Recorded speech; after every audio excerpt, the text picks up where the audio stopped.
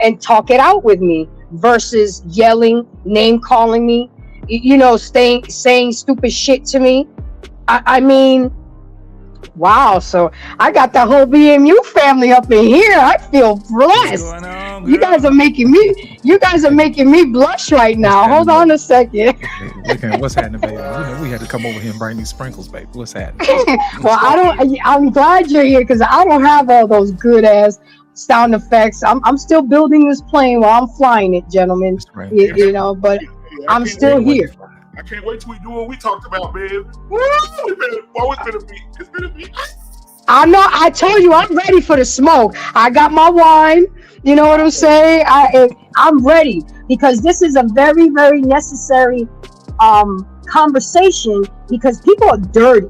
People are grimy when they argue, and you lose a lot of vital people in your life over something that could have been resolved very easily if we just learn how to argue effectively.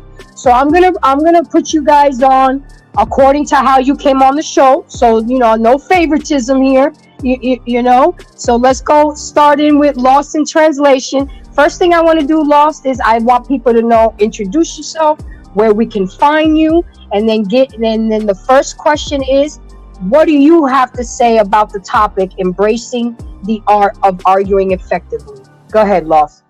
And people can find me at Lost in Translation podcast, and most importantly on the Black Man Unfiltered Network.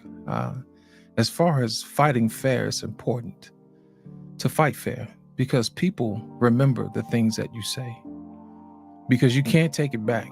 You can't unhear, what people say about you. And I think that's important to make sure that you start with a point of gratitude, because that person really didn't choose to be abused. People come to your life to be embraced, so to speak. You know what I mean? And my thing is this: you want to be grateful for the people in your life because they really didn't have to be there. We have to start with an attitude of gratitude. Be thankful. And if you start with that in mind, I think you would probably keep the conversation above board, because you don't want to abuse the person that's close to you. You don't feel safe. And women like to feel safe. It's the security that they love and they crave, and guys like to be, secure in the fact that their woman won't abuse them and use things that, he tells her against him in the heat of an argument. So it's just important to just, keep things above board and start with the conversation with gratitude and say, hey, look, I'm really glad that you're in my life. There's some things I want to talk to you about if you got a moment, and start from there. And I think that'll probably ease the conversation a little bit better. Thank you, Grace. You muted, baby. You muted. Yep, sorry. I got bit by the mute monster. I just have to let you guys know that Lost in Translation, he be dropping some gems. Okay, and again, we're not going to gender base this because I talked about the women, but I have seen men out here in public bitch ass this and you a hoe and this and that in front of their children, in front of their parents, in public. Again, that is not cool, people, because it shows your character and who you are as a person. So without any further ado, how you doing, Unc? Trey Ferg? What's up, Miss Embrace the Grace? What's up with So I know you say you're not going to argue with me tonight, but don't push you, huh? Yeah, well, I hope I don't push you. I hope I don't push anybody else. I do want to push them, but I want to get behind them and push them forward. I ain't going to push I know them. that's right. So I hope I do get a chance to push you. Well, I'm going to push you up the cliff, help you go live this life that we struggling with. My brother Lost in Translation put it in a great perspective. But right now, why argue with anybody in your life? We've been arguing about stuff for 40 years. It's time to just, for your individual self, go live life, man. Go live life. Push yourself. And that's what I mean by push. I might have to push you off the cliff like the mother eagle. That's how she push her babies out. And those eagles fly. It's time to fly right now, man. You're an individual, you're 21. The world is your oyster right now. You can leave all your bad mouthing family members, your bad mouthing cousins, your friends that y'all so don't like, but y'all hang around them every day. Step away, especially a man, step away. Get away from everything. Stop smoking and drinking every day. Wait till Friday and Saturday. You can only smoke on weekends now. Save your money in the days in between. Women, this summer, everybody go natural. We want to see y'all with your natural skin. Your face will even clear up too. Your hair will grow like Brother BMU. It's going to be long. We're going to be trying to smell it. It's going to smell better. I mean, if your brother bald, man, just make sure your bald head shine when you shave it. If you ain't shining, you ain't got a bald head. It's just a dog head, a milk dud. I mean, it's the greatest time, man. It's going to be a different world coming into this next 5. This is 24. It's going to be a big shift. So, I'm not push yourself, man. Don't argue with nobody. It's not worth it. You know, just go live to get away from it. Now, if you're a mate and you're a husband and wife, you know, arguing takes away from the energy and the growth of the family. You might have disagreements, but make sure the kids ain't around.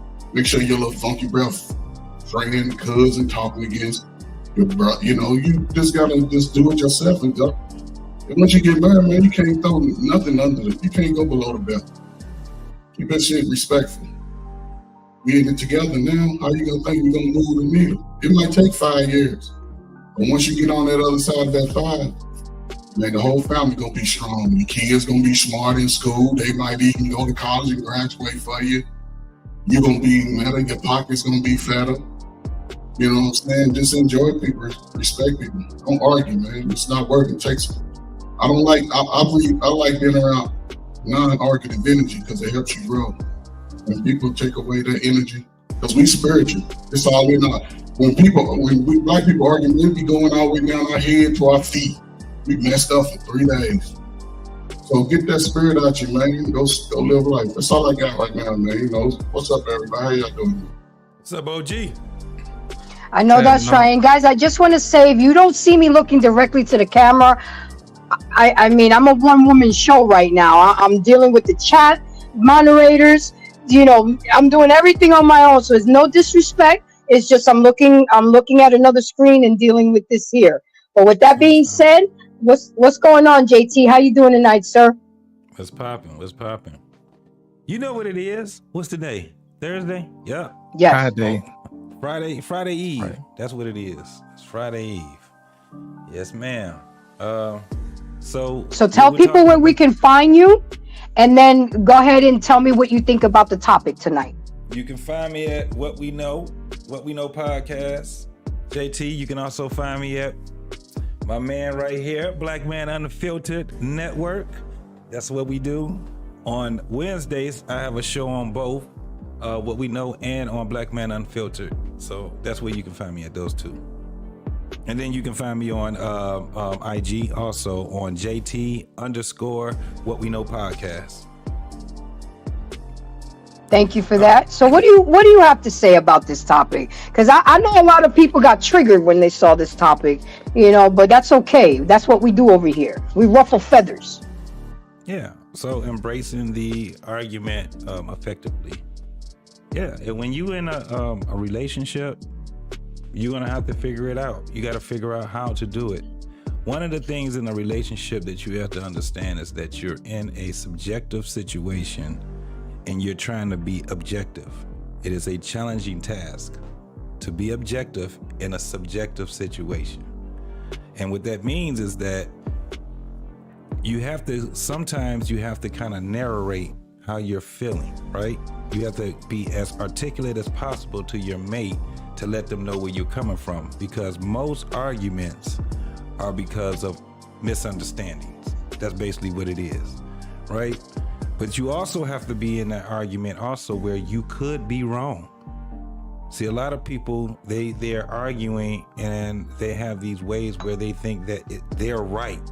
Now, you stand on whatever it is you stand on, but you have to be able to have that door open where you could be wrong.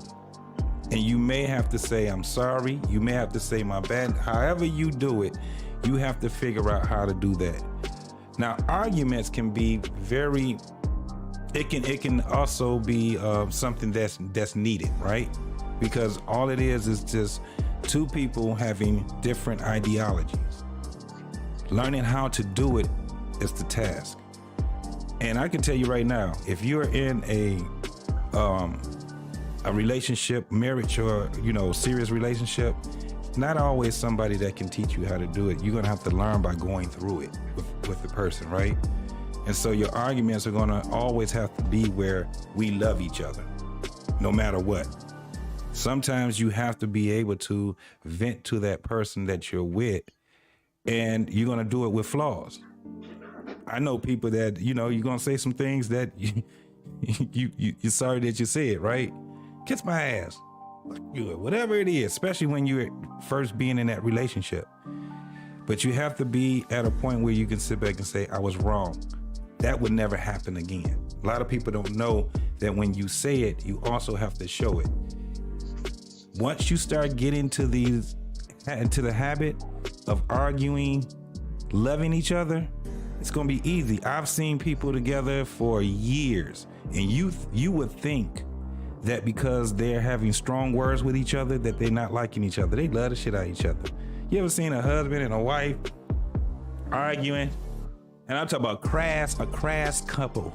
Kiss my ass. MF and blah, blah, blah. F you, bitch. You be like, oh shit, what did I get myself into, right? But shit come right back 5 minutes later and say, what the fuck you want to eat tonight?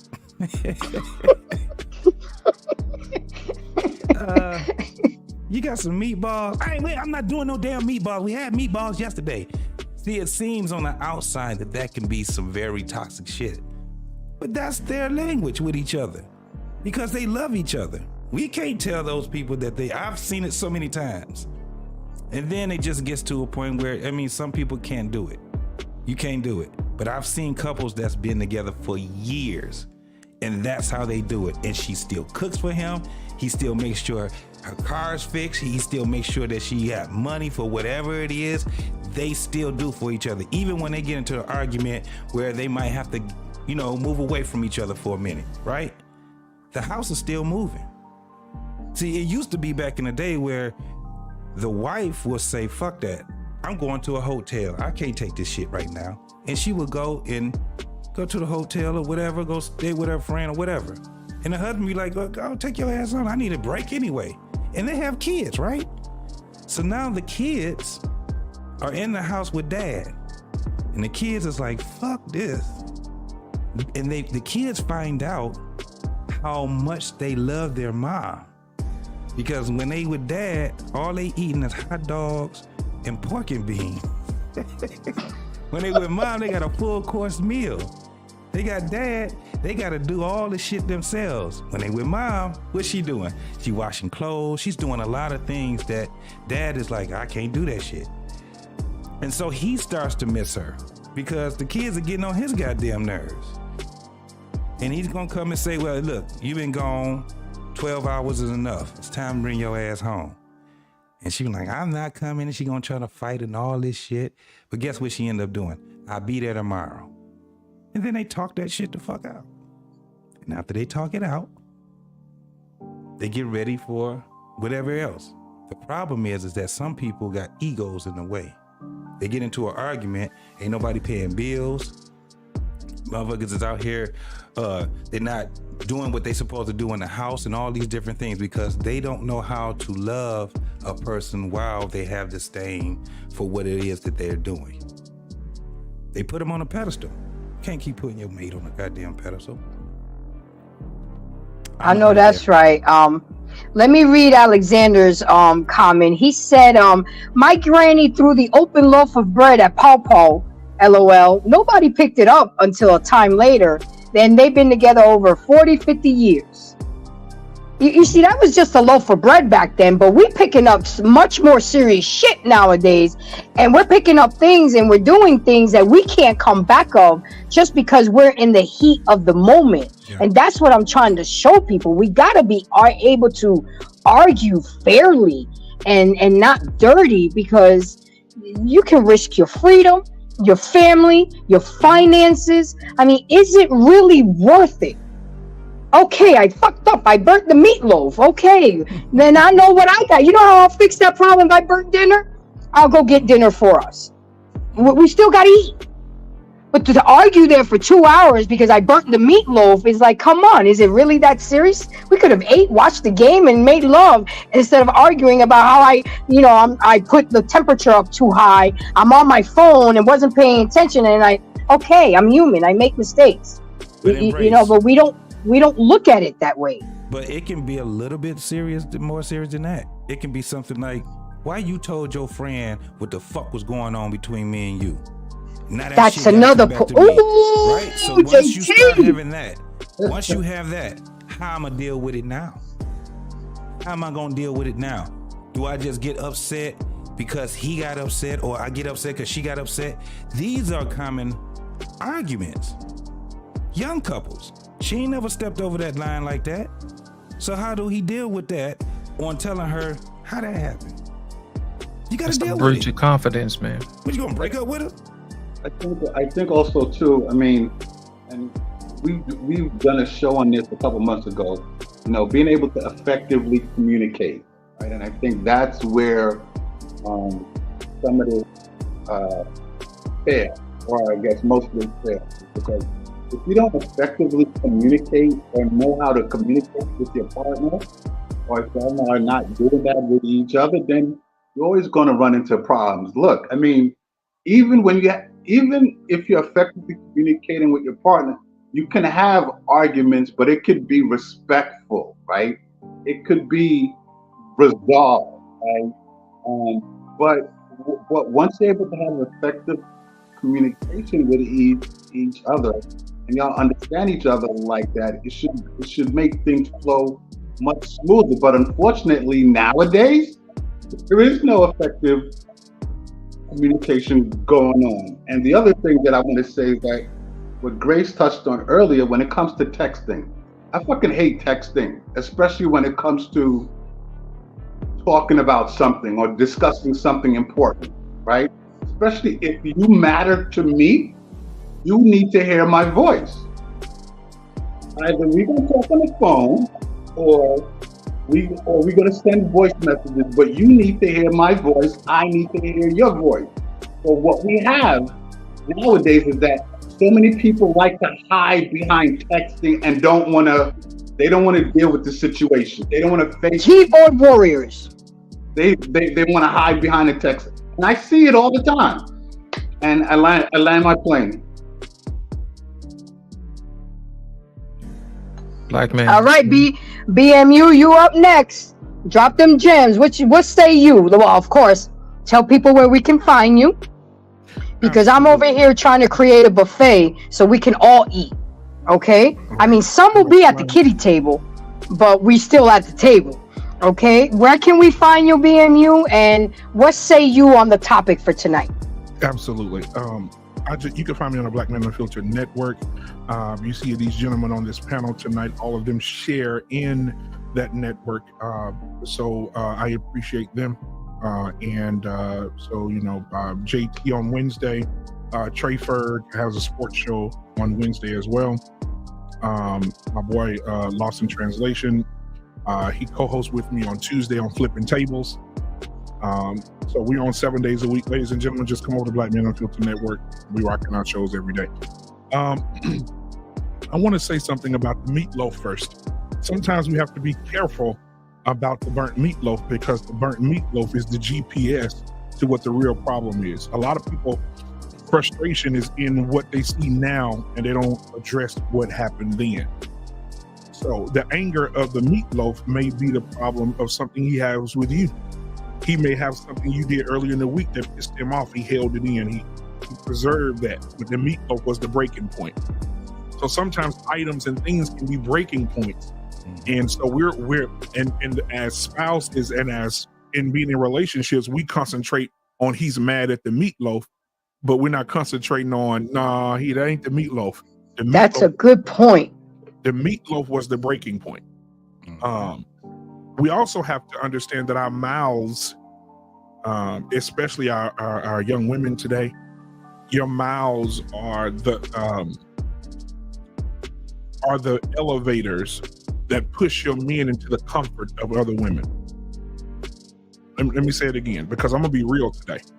That mouth who says, you can have a woman saying, we know what it is, we can be unfiltered here. You most black men here, you bitch ass nigga. You ain't shit, you have no value. I don't need no man. Fuck you. You can get up out this house. You don't do nothing, no way. You ain't this. And then that man goes to work, and that woman at work says, good morning, King. You look amazing today. You smell awesome.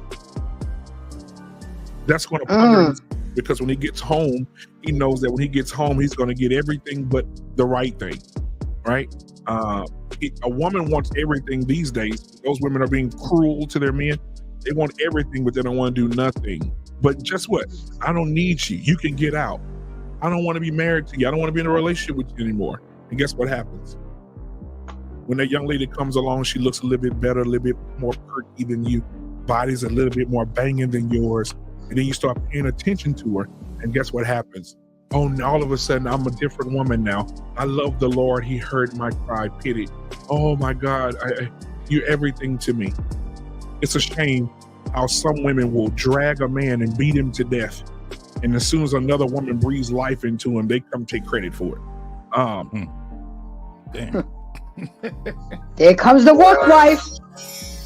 The work wife, and we have to be mindful of what the work wife is. I believe, and from a biblical perspective, because I like to use that because I come from that.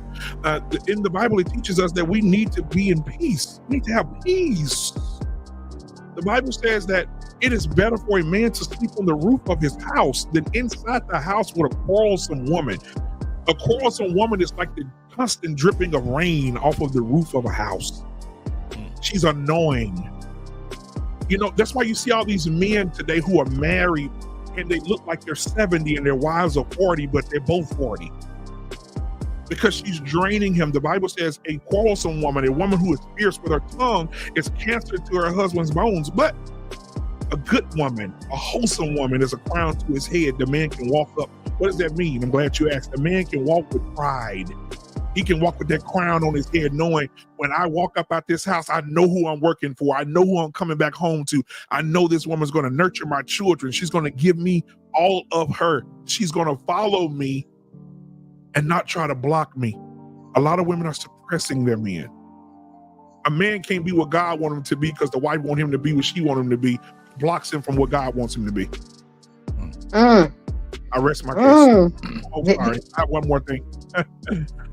So we're dealing with these mental illnesses today because that's all they are.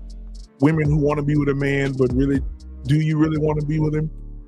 And then you go to your friends. And then I heard a woman say the other day in my family said, I don't need therapy. I got this.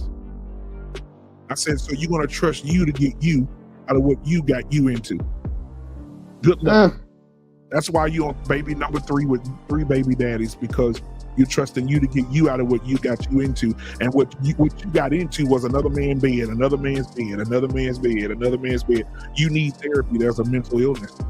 I rest my case, Sean. Thank you for that, BMU. That again, dropping gems. Smitty, my twin, how you doing, my guy? I feel awesome.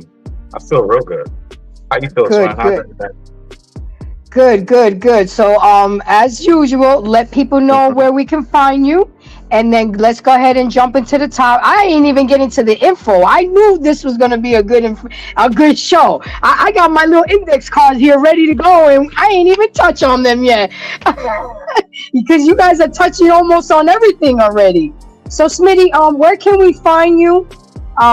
Say what you have to say about the show. Then we're gonna go to fam, and then I want to address this comment that I have up here. I'm leaving it up here because it was a gentleman that put this comment up here, and I need gentlemen to break this comment down, because I can't speak about men because I'm not a man. You know, the only way it can be best interpreted is coming from men. So let's go, Smitty. What say you? Well, one, of course, salute to the panel and all the gentlemen. I had a time second to listen for a little bit. absolute jewels being dropped over here. You know, I think you need to go get a treasure chest, Gracie. I know that's right. So I'll start off with this. To my man JT, salute, bro. Two things I heard you say. One about the 100%, leave a little leeway for in case you're wrong. I was actually using this example earlier. I don't know Nair product. Like, let's take Lysol or Purell, for example. It says 99.9. They don't put 100. Why don't they put 100? You need at least that point, just in case something happens. You can't put on there 100%. And then if something goes wrong, you got a lawsuit. And so to what JT was saying, as far as leave just a little space for just in case you're wrong, I don't know. That just kind of came to mind, the whole Purell and Lysol thing. The second thing, right? All right, JT, you know I love you, big dog, but I got some pushback for you. You said woman will leave, go get a hotel. All that was great until you started talking about dad not being able to cook and shit. Now, as a chef, sir, I resent that. But also too, right? Also, don't we always say men are generally better single fathers? They are. I mean, they are. They're the second one in line. It's 2-parent households and then single parents. You absolutely right. So my point is, when it comes to the, I'm just being real with it. I don't really like that narrative. Kids, dad can't do this and that. Like, aren't we buffoons enough on TV and movies now? Aren't we always the damn idiot and the woman got to come save us and shit? I ain't with that. That's just that piece, right? But I mean, I do get what you're saying, though. I get the premise in what you're saying. I would just look at it as the kids will miss mom because they just miss their mother. It's like they would miss their dad, right? And then down to women who let her body go, brother unfiltered, brother black man, respect to you. What I would say to that is this. A woman who lets her body go and a man who lets his body go, generally speaking, the mind been gone because the body does what the mind tells it. Generally, when you first notice a person is going through depression, their looks go down. Ain't shaving as much, they ain't combing their hair, whatever, the whole nine. So I would say to brothers who, because you're not wrong on anything you said, I just wanted to add a caveat. Women who, and men as well, anybody who lets themselves go after being in a relationship, the mind already left the relationship. You just weren't aware of it because their body is still physically present. But the mind been, out of sight, out of mind. Last part to land it right here. So salute my brother from another mother. Going to you. Women who want a man with wrong intentions, like, when we say, oh, you just want the wedding, not the marriage and stuff like that. This is my thing with that, right? When it comes to women who want to get into a relationship, but they don't have the right intentions, generally that's probably because that woman has never prepared, and or man, it can go for us too. That person has never prepared themselves for the day they get into a relationship. We got a saying, be ready so you don't have to get ready, right? Okay, so the thing is, like, for example, me, okay, I'm in a relationship now, been in one, 5-6 months, something like that. I was prepping the shit out of myself beforehand. I was making sure all my ducks were in a row. I was making sure that my headspace was right. I even was making sure my physical was intact. I made sure my budget is right. I made sure all of these things were intact. That way, when I meet her, I don't got a whole bunch of cleaning up to do before she gets here. We already set to go. I just need you to walk through the door and take your shoes off, love. But with that being said, I digress. My mic is muted. Rock out. Thank you for that, Smitty. Okay, Bess, we leave the last for Bess. Well, welcome, fam. I appreciate you coming. I know you were busy running errands, and it's all good. Best for last. Best for last. Okay, sorry. Let me take I another got you, sip son. of I the got water. I know you were running errands and handling some business, but you're still here, and that matters. What say you? Let people know where we can find you and what you have to say about the topic. Yeah, salute to everybody on the panel, number one. Salute to Grace. Salute to everybody that's up here, man. All the brothers, you know what I mean? Smitty, Lost in Translation, DMU, Uncle Fur, everybody, man. Salute to all y'all. You know what I'm saying? So, let me say this. Grace, just give me the topic just offhand, because I don't want to build off of nobody else. I want to build on my own. So. Hold on. Give me just a second. Let me put it up there for you. Hold on, right here. Embracing the art of arguing effectively. Okay. So you mean like if you basically have a disagreement with someone, you kind of just a disagreement, an argument, and it's not just romantic relationships, because we argue with everybody. We argue with co-workers, family, our kids, everybody. You know, just an overall general knowledge of how to do it properly and with proper etiquette. What do you think about that? You can have disagreements without being disagreeable. You know what I'm saying? I think that's just the most effective way. Because at the end of the day, you actually want to try to keep as much relationships as you can, especially whether it's personal or business. You want to keep healthy relationships around, and you kind of want to beat out those that are not healthy and they're not healthy to you or the other person. So, and that takes you having open communication, transparency. But all these things are done with discernment. So you have to have discernment and you have to have love for the people that's around. You know what I mean? Understanding that, each relationship is different, each personality is different. How somebody communicates can be different from you, right?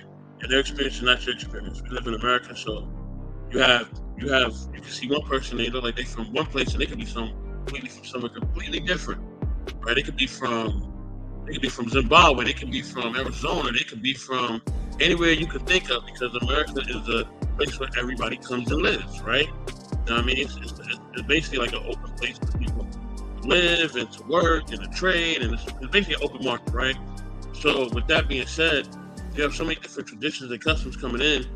Just because you see somebody of a person of color, you just can't automatically assume that they have the same experiences that you do. You know what I mean? Because they may not. You know what I mean? And they can even live in the same area, community as you, and they may have a completely different experience than you. So you always got to keep an open mind to that. And so when you get a disagreement, just always ask yourself, okay, in what ways could I have communicated more effectively? You know what I mean? Did I say something offensive? Did I approach them offensively? Was I offended by something they said? And why was I offended? You know what I mean? And just kind of taking the steps to, make sure that you're communicating everything needs to be said, and you just basically setting the boundaries, the parameters, so that doesn't happen again. You don't want to keep having issues where you're just constantly going at it, because it just, it's not beneficial. You know what I mean? It causes people just to, not like each other after a while, and then you don't want to be around that person, you don't want to be around you. And now we have bad blood, which is something that's really a waste of time. You know what I mean? So all that negative energy and all those things that are there, you don't want to kind of, give your energy to. You want to be investing your energy into people, into things that are positive, and that's going to really help you to grow and be beneficial. You can help others to grow as well. So yeah, that's my take on it. Okay, that was good. That was really good. But I mean, we're not going to get off topic, but I have to address this comment. I have a panel full of kings. I have kings in the chat, but iron sharpens iron. And I can't sharpen a man's iron because I'm out of order. So whoever wants to jump on it first, I'm going to read it out loud, and I want you guys to think about it, because I think this needs to be discussed. Why the heck does a man have to have value? He ain't asking for anything, and he ain't bothering nobody. He all right with me. People are leeches. Who wants to jump on that first? I'll go first. I think that real quick, I think that the value is subjective, because everybody sees the value that they want in you instead of the value that's in you. Let me say it again for the people in the back. Yeah, say that again. some people want the value that they want to see in you instead of the value that you have in you. So that's when it becomes subjective, because you may have all the value in the world. You may get up every day, work. You may come home and take care of the bills. You take care of everything you need to take care of. You may drive a nice car that's suitable for you. But in another woman's eyes toward this man, he may not have value unless he drives a 2023 Bentley or a 2023 Wagoneer, or he has to be driving a BMW or a Mercedes. That her value is in material things that he does not possess, which makes him have less value in her eyes. But what is the real value? If a man's riding around in something that he can afford, I mean, he budgets great.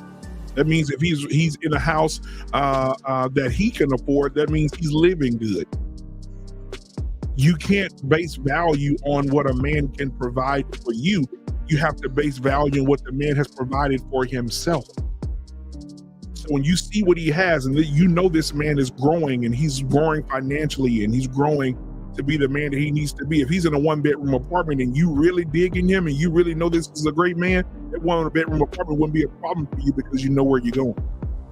You know where you're headed. You see this man is growing into that. So yes, value is subjective based on how women see a man's material thing. A man could have every piece of value and she will look past it because she wants him to have that BMW. And that's why most women today are pump and dumps, because they like to get fucked in the backseat of a BMW instead of going in the house and playing checkers with a man who drives a Ford Taurus. I rest my case, Sharon. Facts. And again, these are gems. Men showing other men different perspectives. I just sit back and let it ride. I know when to sit on the sideline. I know when to shut the fuck up. I know. And then when y'all leave, I be talking again. I still. But you see, I had to learn that. I was sassy with the mouth. Trust me, when I was younger, I wasn't like this. But age, maturity, experience teaches you or forces you to learn. Forces you to learn. Less nagging and more. And those were Grace's words. I am so glad you did not clip. I'm still waiting for that shoe to drop. I know it's coming. I know, but I'm holding on to it. Anybody else want to chime in on that? Yeah. Because I think that's important. Go ahead, Smitty. Because also just in under 60 seconds, when you was talking about the topic question too briefly, to have a disagreement effectively, one must first and foremost have something most people lack now and is becoming an endangered species, and that is called social skills. The person who loves to text instead of talk, the person who rather does virtual instead of in person and things of that nature, the less that you communicate in society, when that comes up, just like I said, get ready so you don't have to be ready, right? So my point is, I do believe that when it comes to the arguments, a lot of people are not effective with that because a lot of people don't want to have the deep, real, and hardcore discussions. You got to start that out from the gate. You can't go in there faking and just being like, we'll just wing it and see where it goes. Then when something pop up, both of y'all are ill-equipped.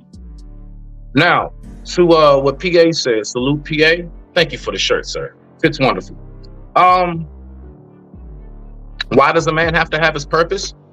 I'll make it very simple, at least in my view.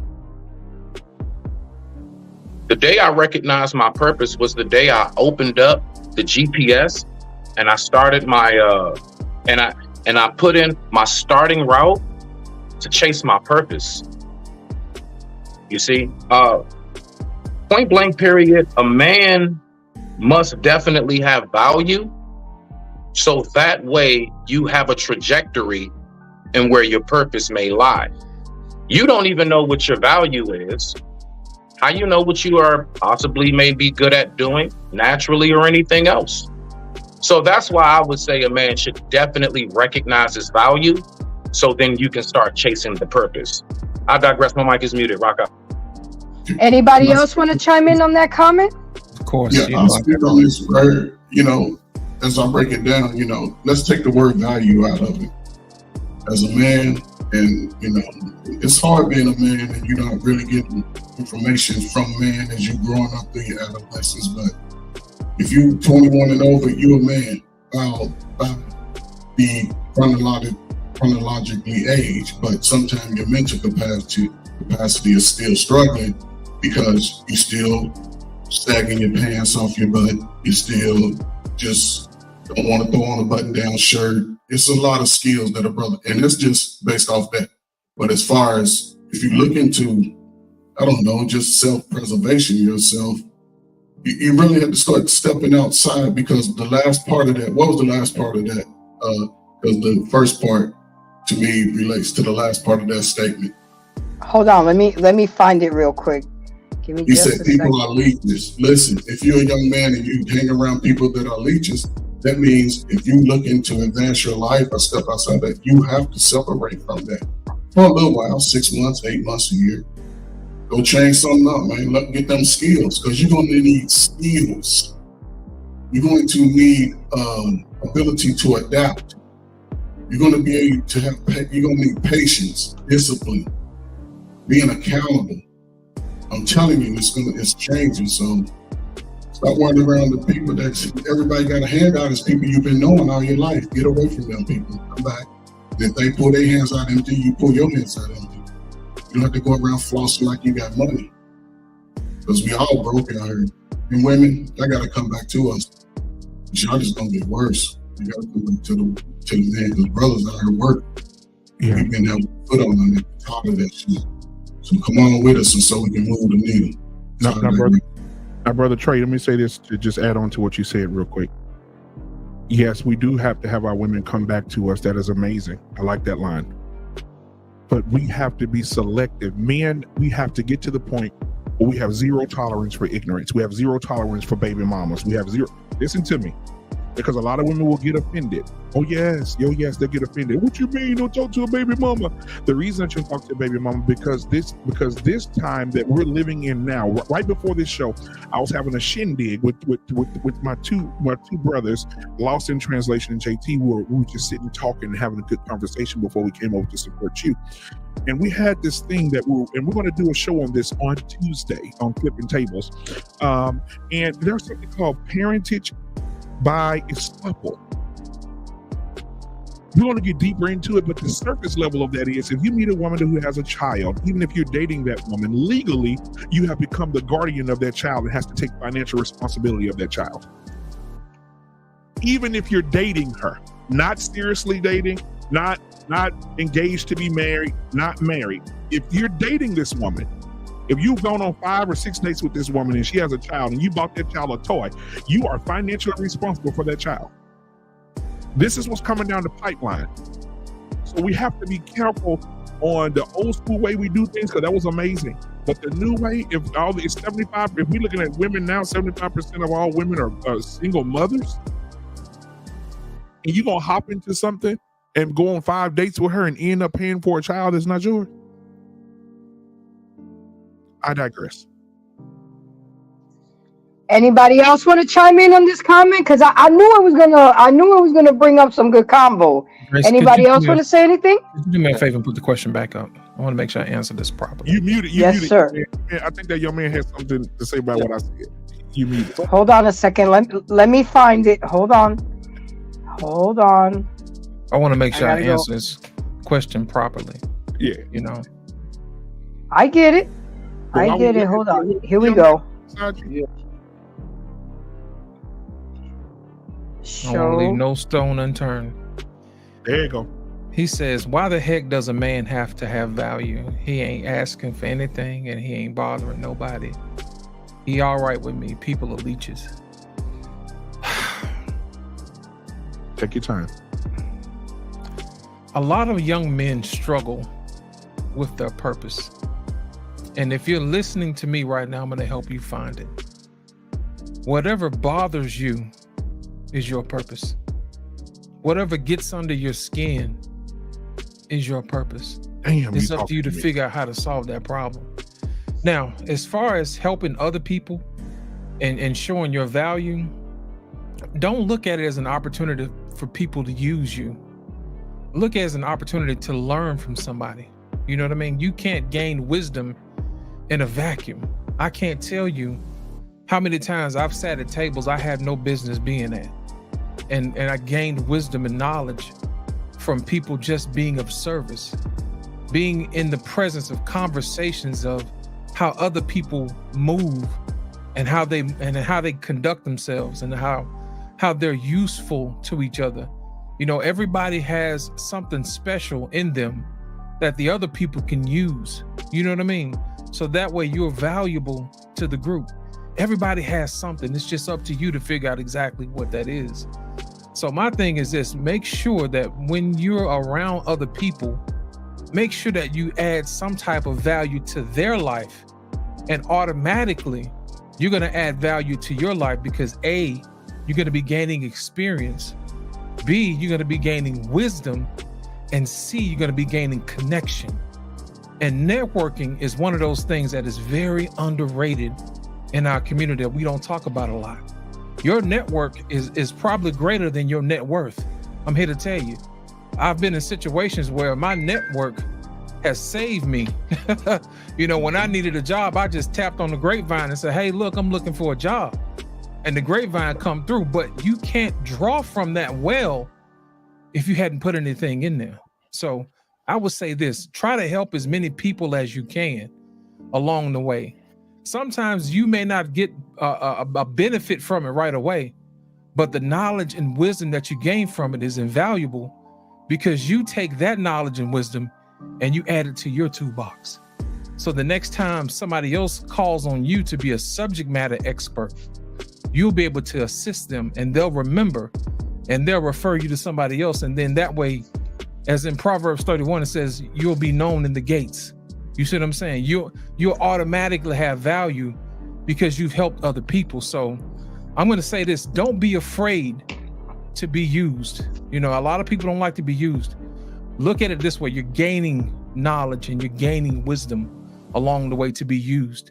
And not only that, while people like to think that they're going to live forever and be young forever, one day if you keep living, you're going to get old and you're going to need somebody. You know what I mean? I've seen it happen a lot of times where big, strong, burly men, you know, they want to say they're strong and burly, and all of a sudden, they got a nurse wiping them down at the hospital, man, on the way up out of here. You're going to need somebody. And it's just best that you be a gentleman about it along the way, because people remember how you treat them. They honestly do. So I hope that really answers your question, because I want to make sure I give you what you needed. Thank you, Grace. Absolutely. Well, the gentleman that put the comment up, he's up here on the panel now. He wanted to explain his comment. I can't tell, though, camouflage ass. How you blending with the background perfectly, PA? So, okay, so PA, go ahead. I mean, it was a good comment, and I know my family already, and I know they're gonna drop some gems on there. I hang with people that have the same mindset, whether it's female or male. I'm a little channel. And I got the heavy hitters here with me today. Why? Because they've embraced me and they believe in me. And I don't care if I only got 540 subscribers now that I'm counting. But I know that I'm gonna get there. I know that I'm gonna get there slowly but surely by being around the right people, by networking with the right people. And I've learned that on these YouTube streets, I rock with those who rock with me. I don't beg and I don't kiss ass. You know, and we can rock for 2 weeks or we can rock for 2 years. But as long as we rocking that boat, and if you become dead weight, you're going to get off the boat. So go ahead, PA. Say what you have to say. I got other people trying to come up here, but I got a full panel. So, I mean, it's all good. I'm loving it. But PA, go ahead. Say what you got to say. Yeah, appreciate you having me on the show. Yeah, I wasn't going to sit there and just make that comment and have people answer. And not, I'm gonna drop off after this, so by the way, because I got a show to make myself. But that's neither here nor there. Now, I wasn't saying that you shouldn't have value, or value is not a thing that I'm saying, why is that a requirement? like to have value as a man, because we do not have this requirement for women. She could come in with student debt, coke habit, and everything, and you got to fix all that. We don't say, oh, well, why does a woman have to have some type of value that's going to uplift a man? All we tell the women to do is just don't fuck up. You know, that's it. You know, we ain't like, we tell these men to build the generational wealth coming from the project, which is pretty much what I had to do. You know what I mean? But what if he came from the projects and he just found a way to live his little life. You know, he ain't got much. He ain't have much to do. He hasn't built this big, this high, what we call any type of value that any other people appreciate. But he has value to where he's living, and especially if you're black, he's still breathing, and they ain't taking him to jail for nothing. I mean, why does that man have to have value? That's what I was thinking. Why does that man have to have value to be, to be any of any place in this society? And that's why I'm just like, people are leeches. Oh, go ahead. People have to have value, women and men, right? The difference between men and women is that women have inherent value. Men have to build. Women ain't got no damn inherent value. What do they inherit? That's value. Beauty. Man, these bitches is ugly. Beauty. They have a vagina. That's exactly. And okay, so you want it. 3.5 billion of them. 3.5 billion of them. You gonna say that's worth something? I got a dig. Hold on, brother. They have inherent value. I got a dig. That's inherent value. What we want from women is their inherent value. We want to make children, and in order for us to make children, we have to have a woman's womb, right? They need my nut. But in order for you to get that, you gotta have some type of built value. You don't. Let me tell you what I mean by this. That's bullshit. You got prostitutes, right? And we got you got prostitutes. The oldest occupation on earth. Who drives that? Because the man had to pay the money first. The woman wasn't selling pussy. The man was buying first. Listen. So but why are women selling pussy? It's supply and demand. Yeah, well, it is a value. No, it's economics. No, my bad. I know economics. It's demand first, and then it's supply. It was demand, so a trick was first. Listen to what I'm saying, bro. That is this common sense. It's listen to what I'm saying. Listen to what I'm saying. It's not even an argument. You don't have a bunch of goddamn men worldwide being goddamn prostitutes. Why? Because there's no value in dick. There's way more value in pussy than it is in dick, vagina than it is penis. That's why. It's inherent. I would go with that. So a woman's beauty. Men pick women based off of their beauty. That's how women. And they still have to have, and then they still have to be able to be submissive. They still have to be a woman to get along, a woman that could actually multiply with a man's needs and his ideologies and all these different things. It's inherent, the ones they have. We don't have anything inherent as far as comes down to value. Our value is how we build our life. Reason being is because we are the protectors and the providers of the earth. And if you can't fight, and if you can't make money, you are fucking worthless over here on this earth. You definitely know how to fight. JT, real quick. JT. My bad. You have to be able to think in logic. You have to have linear thinking. All of these different things. God, man, women, child. That's why with us as men, we get blamed for all this shit. Because we're responsible for all this shit. Now it's up to us whether we want to have the attitude where this is what I'm responsible for, so this is how shit gonna go. We the ones to drop the ball on that. Yeah. See, most so you gotta have some type of value. You ever heard of the word incel? Mm-hmm. Yeah, you know what an incel is? Someone that is what? Involuntary celibate.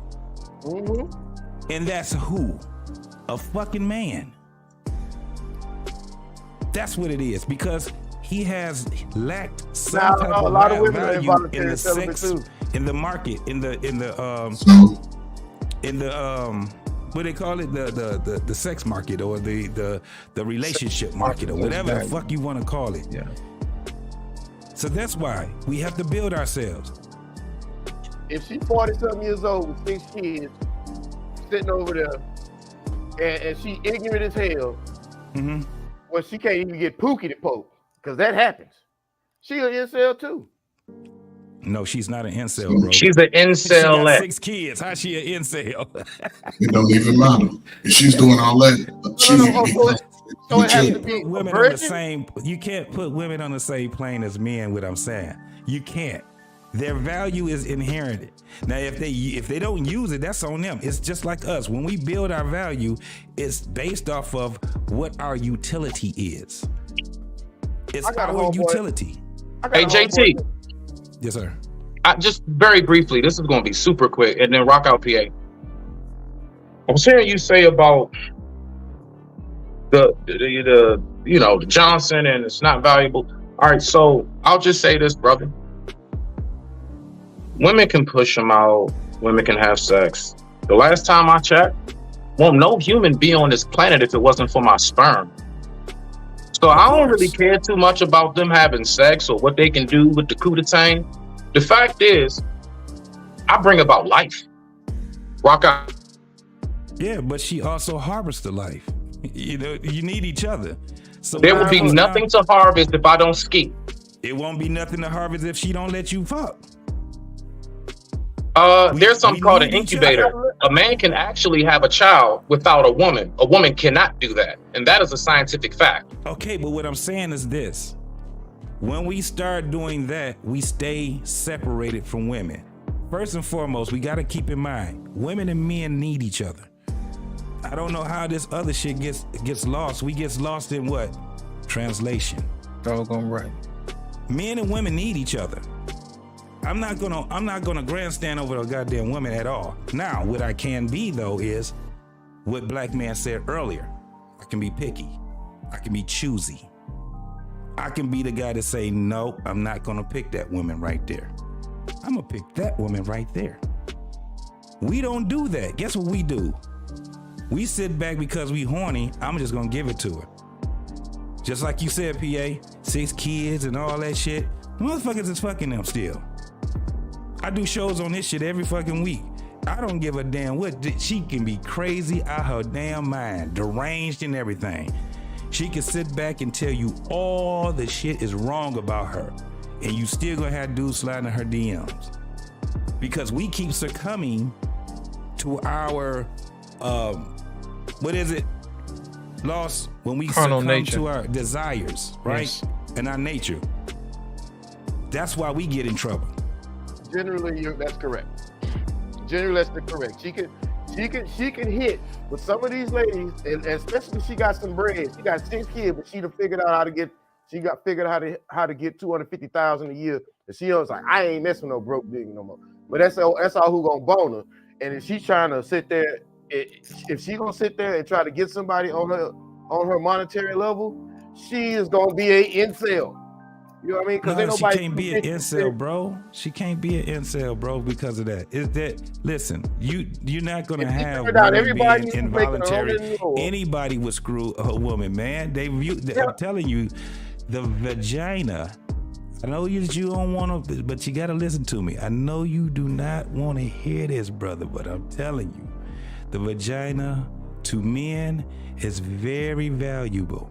It is very valuable. Well, I ain't we get it when we can get it.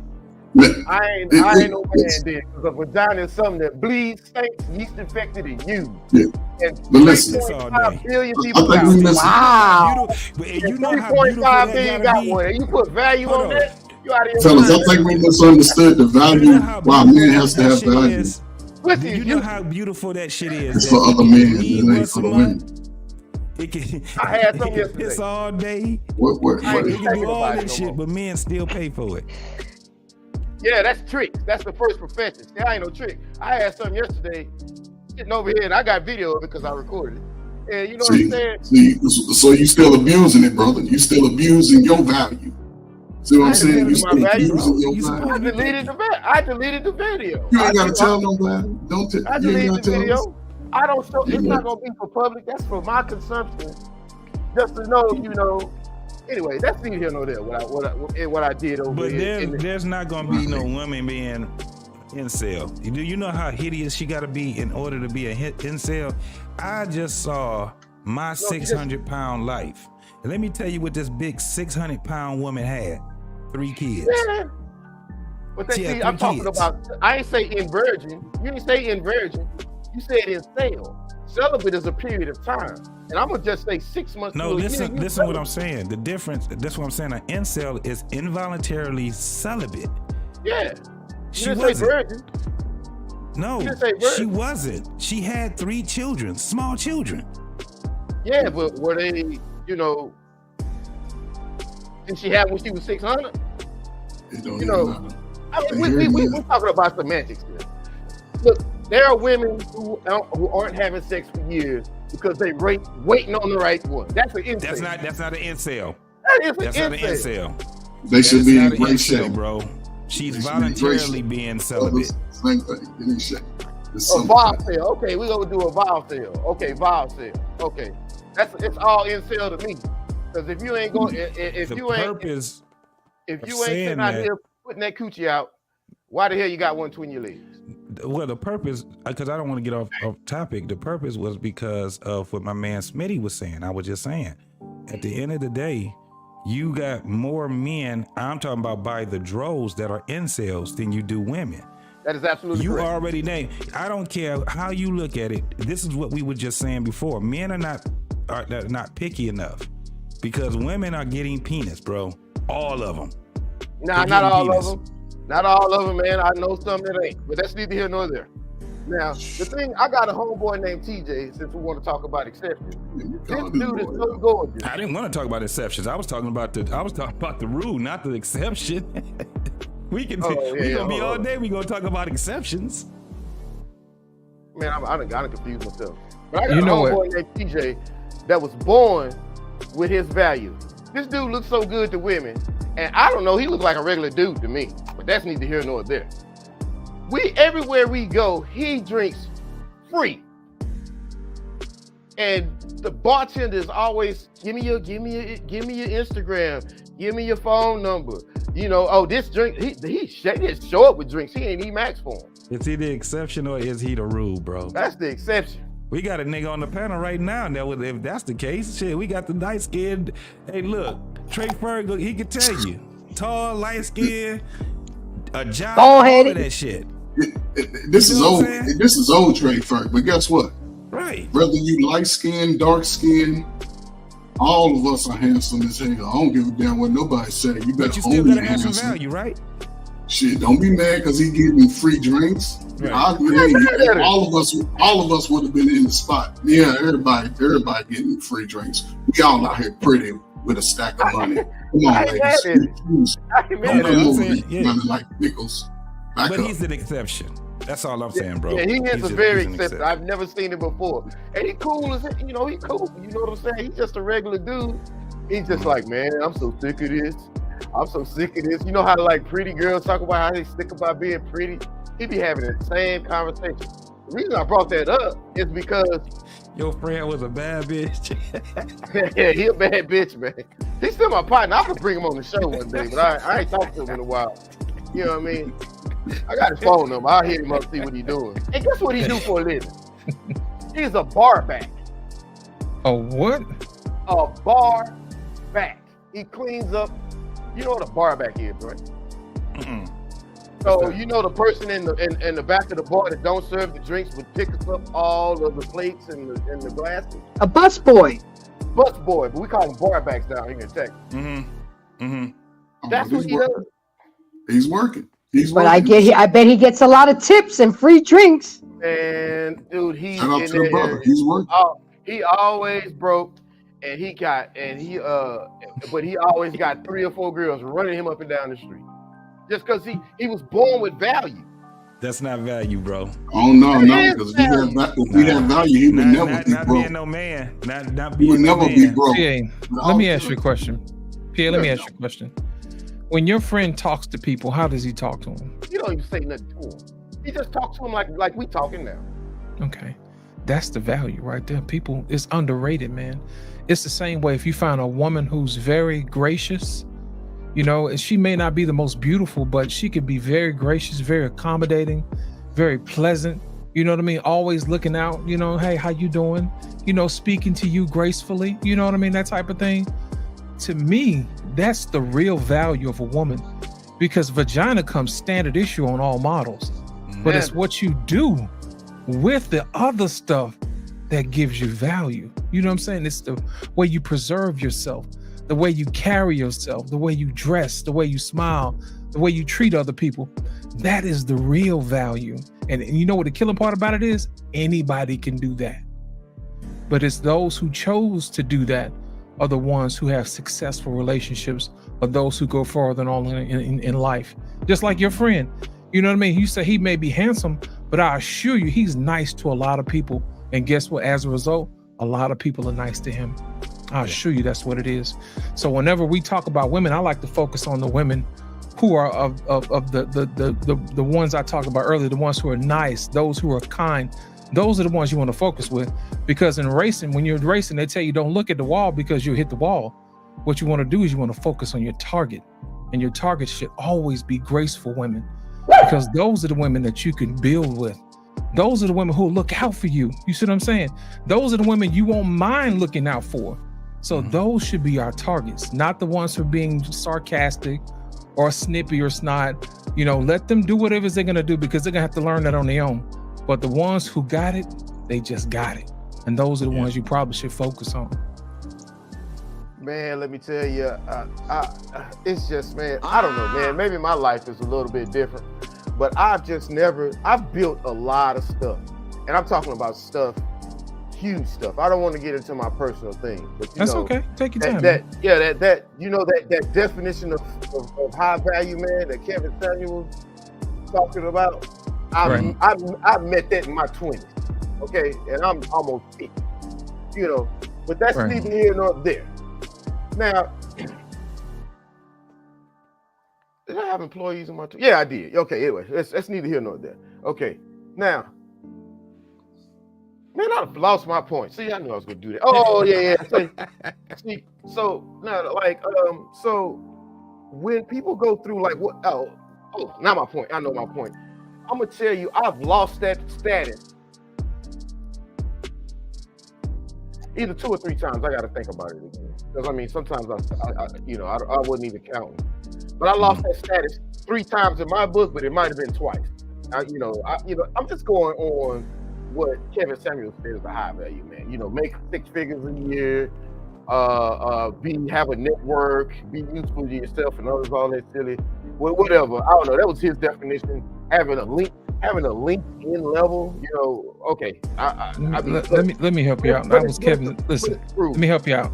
I was Kevin's moderator for 3 years, so gotcha. I know the rules. So I understand where you're coming from, but go ahead. Yeah. So so having that, you know, now I'm not trying to poop. I would never poo on, especially on a dead man, because people, especially a dead man, who's given so much to the world as he has. I would never do that. But it's just things I disagree with, you know, that I just disagree with. And but I'm not disagreeing with him in my rant right here. The thing is that man, I've lost my point again. I need to stop right. Take your time, okay, yeah. I've never been I lost it 3 times, and all 3 times was because of a woman. But you got to take some. Wait, PA. You have to take some accountability for that. You chose those women. You allowed that shit. You gotta take. Now I gotta stand up for the woman now. You can't just blame. Hold on. Let me speak. You know, it's just how I found out through therapy that the deterioration of my marriage wasn't just him. I had a lot to do with it too. So with that being said, the fact that you lost 3 times, You have to take accountability on the woman that you chose. A woman can only, a person can only do to you what you allow them to do. So when you started seeing the red flags, you still kept pushing. You knew something wasn't right. You knew something didn't feel right. And you still kept on for being a good guy, hoping she'll change, hoping things will get better, and they never did. But you can't, come on, Pierre, you can't sit up here because of a woman. How's that my fault? Because you chose the woman. You chose who you know? Look, if you had 3 of them that took from you, bro, it's just basic fractions. What's the common You're the common denominator. I'm over 3. So let me ask you this question. I just got one question for you.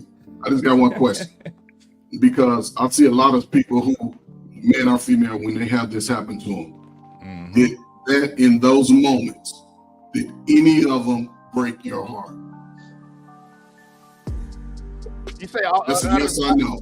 Out of them 3 That's a ladies? yes or no. You say Did any of the ladies break your heart? Yes, that's a yes question. Okay, That's a yes okay.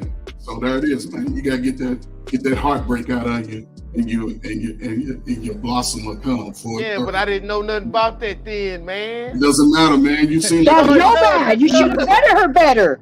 You should have vetted her better. You should have asked better questions instead of her booty size and bra size. You should have had those real deep conversations. I hate to hear, especially men, when they blame women for their downfall.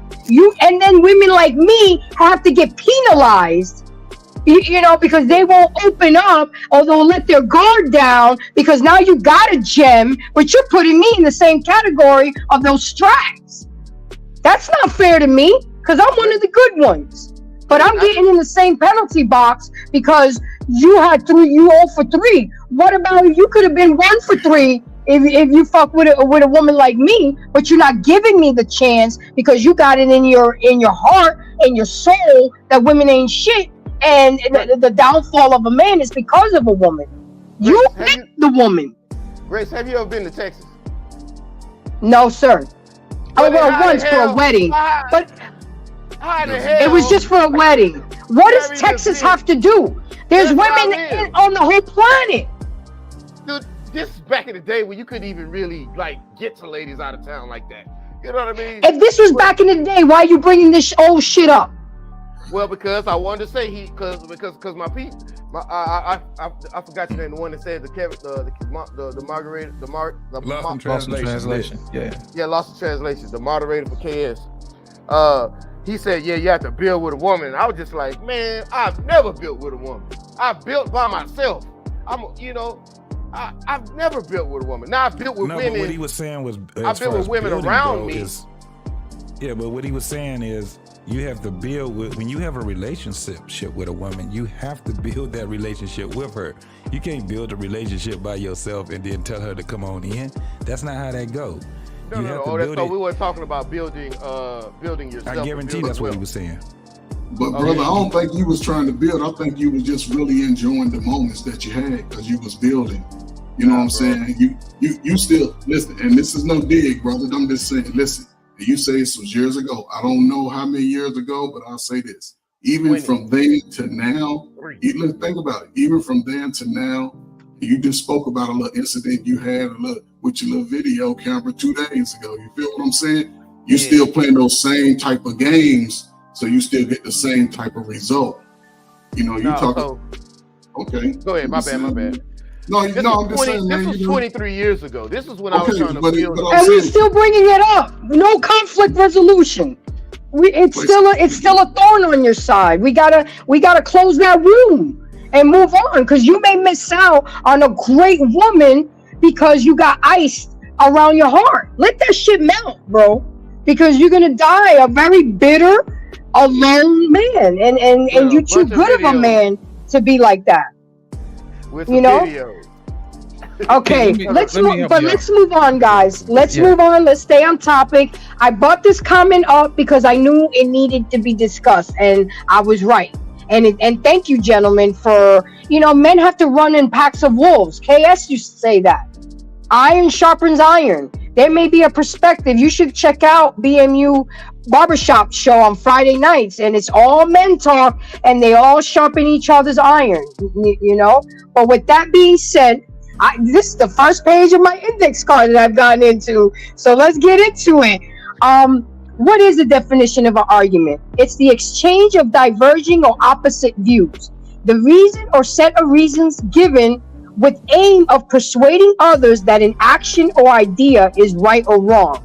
However, guys, the first and most critical step to arguing and start discussing is remember and recognizing who are you arguing with, and is this argument worth it to really get in a heated situation. Is to stop arguing. That's the most critical. Stop arguing and turn it into a discussion. And that's what most people don't do. And the reason I'm putting this banner up is because I did love my beloved Kevin Samuels. And one big takeaway that I had from him was this shit right here. And I literally sit back and wait for it when I'm arguing with someone. I'm up. There's the shame. Up. It's like to the T. People like to argue using sign language. Big shout out to Kevin Samuels. They want to shame you, then they want to insult you, then they want to make you feel guilty. And instead of trying to resolve the issue, it's the need to be right.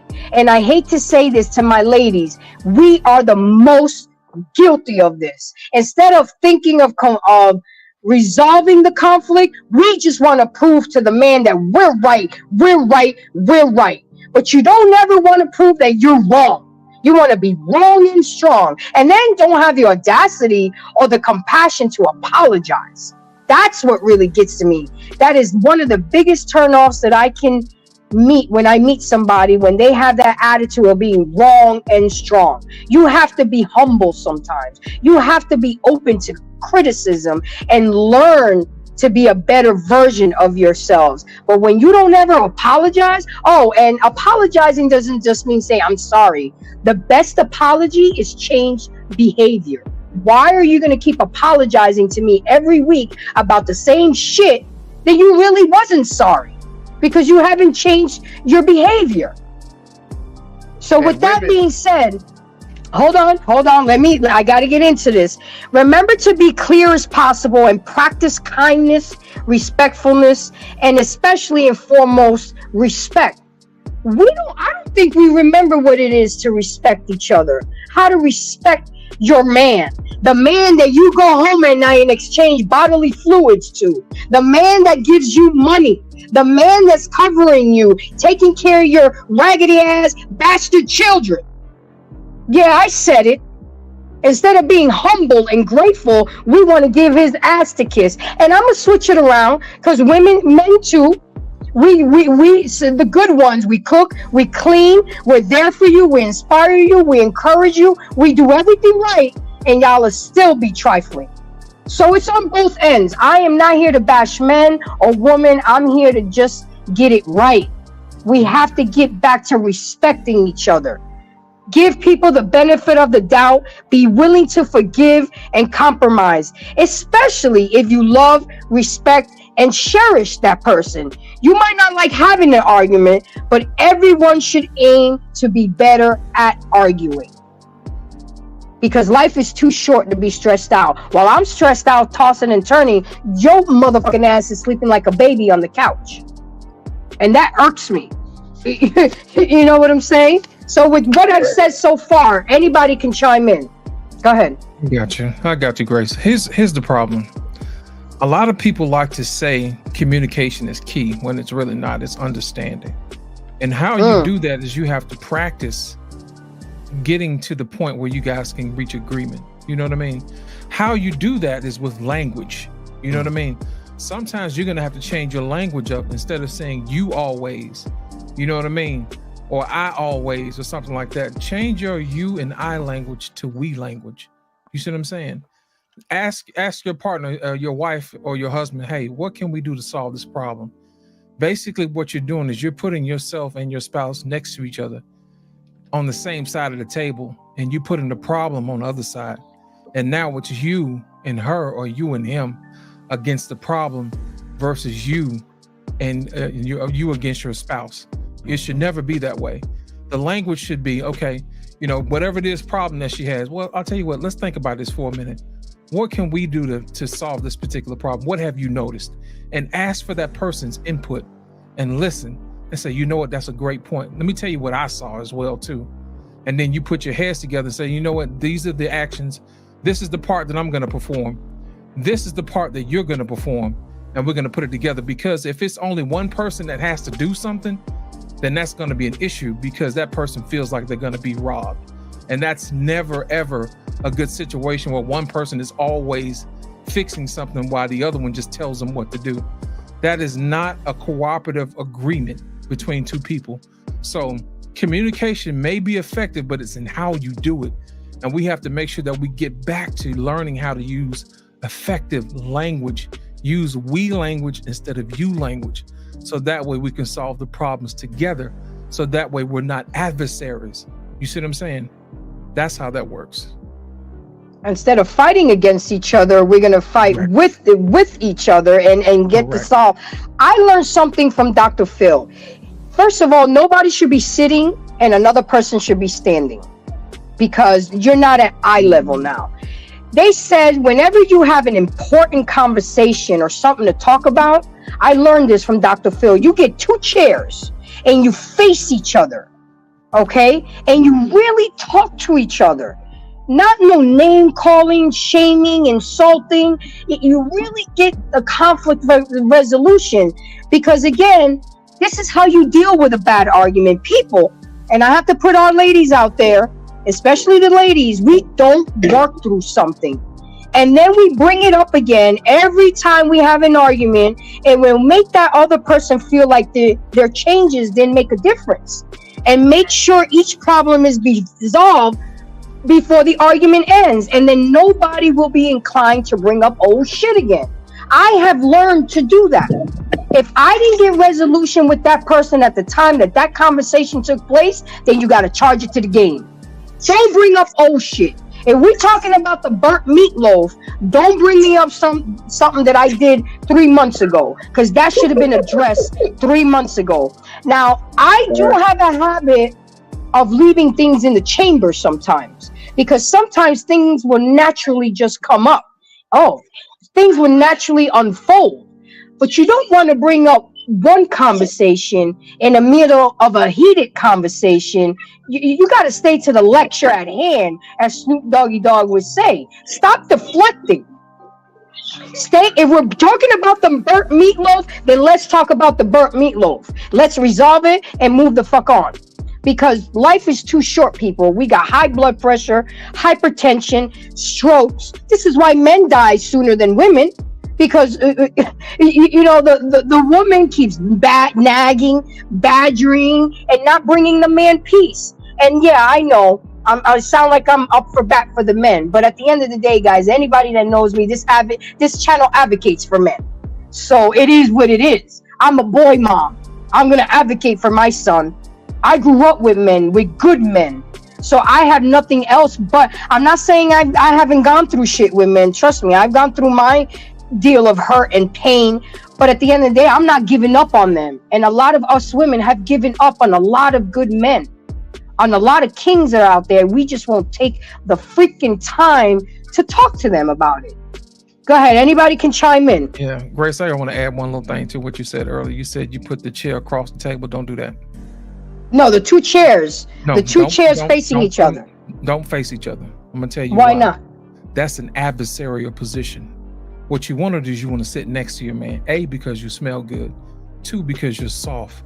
3, if you whisper to him, it lowers the temperature of the conversation. So that way you can control it. You see what I'm saying? Because your man already like you because you're soft. So what that's going to do is going to let him listen to you. That's a physical thing. Remember, it's you and him against the problem. It's best that you sit next to him, because I never saw it that way. Yeah. You're going to feel comforted because that's your man. He's going to protect you. You're going to feel protected. You see what I'm saying? B, He wants to protect you. He wants to listen to what you have to say. And not only that, you smell good and you look good. And that's going to bring down his inhibitions to listen to what you got to say. Women have got to get back to being women. Let me tell you something. Men suck as women. You understand what I'm saying? And women suck as men. So my thing is this: women need to get back to being women, and men need to get back to being men. You see what I'm saying? So never ever sit across from your man. Sit next to your man. Even when you go to a restaurant, sit next to your man, so that way you can put your hand on his lap. You know what I mean? So you can rub his back. Put him at ease, because physical touch may be his love language. You cooking right now, because I'm learning right now, sir. Listen, you giving that man what he want, and you ain't even in the bedroom yet. His ears are open. You know what I'm saying? I think a lot of women need to get back to doing what women do best, which is, you know, being women and being soft. Speak softly. And now that I look at it, it could be kind of combative sitting across from him. Yes. You know, Grizz, what's going on, man? Let me go ahead and welcome you onto the panel. Thank you for coming. Go ahead and say what you have to say. What say you? So I know. So with me, I've been married for about 16. This year be 17 years. This year, and a lot has happened. You know, because like me and because I'm listening to these gentlemen, and like, you know, I'm like, you know what? I'm gonna try some of this again. You know, going back to square one, going back to what you used to do. And but the thing is, like, you know, when you as you get older, it's like sometimes it's hard to go back to. Sometimes I feel like it's hard to go back to square one because like my wife likes using I statements. I feel blank when this and stuff like that. I've actually tried doing that. And also, to another thing that I'm actually working on consistently is not being the loudest person in the room with her. Like, even though she may be going off with the handle, but it's like with me, I can feel energy from across the room. Like she doesn't have to be in the door. I know that bad energy about to come. But the thing is, it's hard for me to not to react. But I'm still working at it. So like changing who I used to be as far as not being the last person in the room. When she talks, be quiet, listen attentively. But this one aggravates her the most is when I don't talk immediately, because she used to be talking immediately. But I'm trying something brand new with her, something to change my demeanor, my dynamic. But like, so it's kind of aggravating because when you want to be because I'm trying to. Okay, so we're both from Oakland, California. You know, sometimes the way we grew up it never leaves us. But I'm learning how to compartmentalize when I have to use my streets and stuff like that. But when between me and her, it's okay. This is my wife. This is not my adversary. But you know, but I'm like I said, with me, I'm learning how to be quiet and listen, but it still aggravates the woman. That's the thing about it. You know, when you're trying to change your own personality, how do you deal with that though? You have to ask her what you get out of the deal and mean it. One person can't always get something out of the deal. That's the definition of a deal. What am I getting out of it? And you gotta stand on it, man. Because think about it, if all you do is accommodate other people, they'll walk all over you. Just like somebody say, hey, if you do this for me, you have to have the balls to say, hey, what do I get out of this? You know, let's do business. You know, let's do business. Yeah. That's how you do that. If all else fails, it shows up right here. It's sign language. It's basically manipulation. I like to do deals. I don't do manipulation, because when you have manipulation, you only have one winner. Deals, you got two people that win. I like win-win situations. So have the guts. So have the guts to say, hey, what do I get out of this? Let's do business.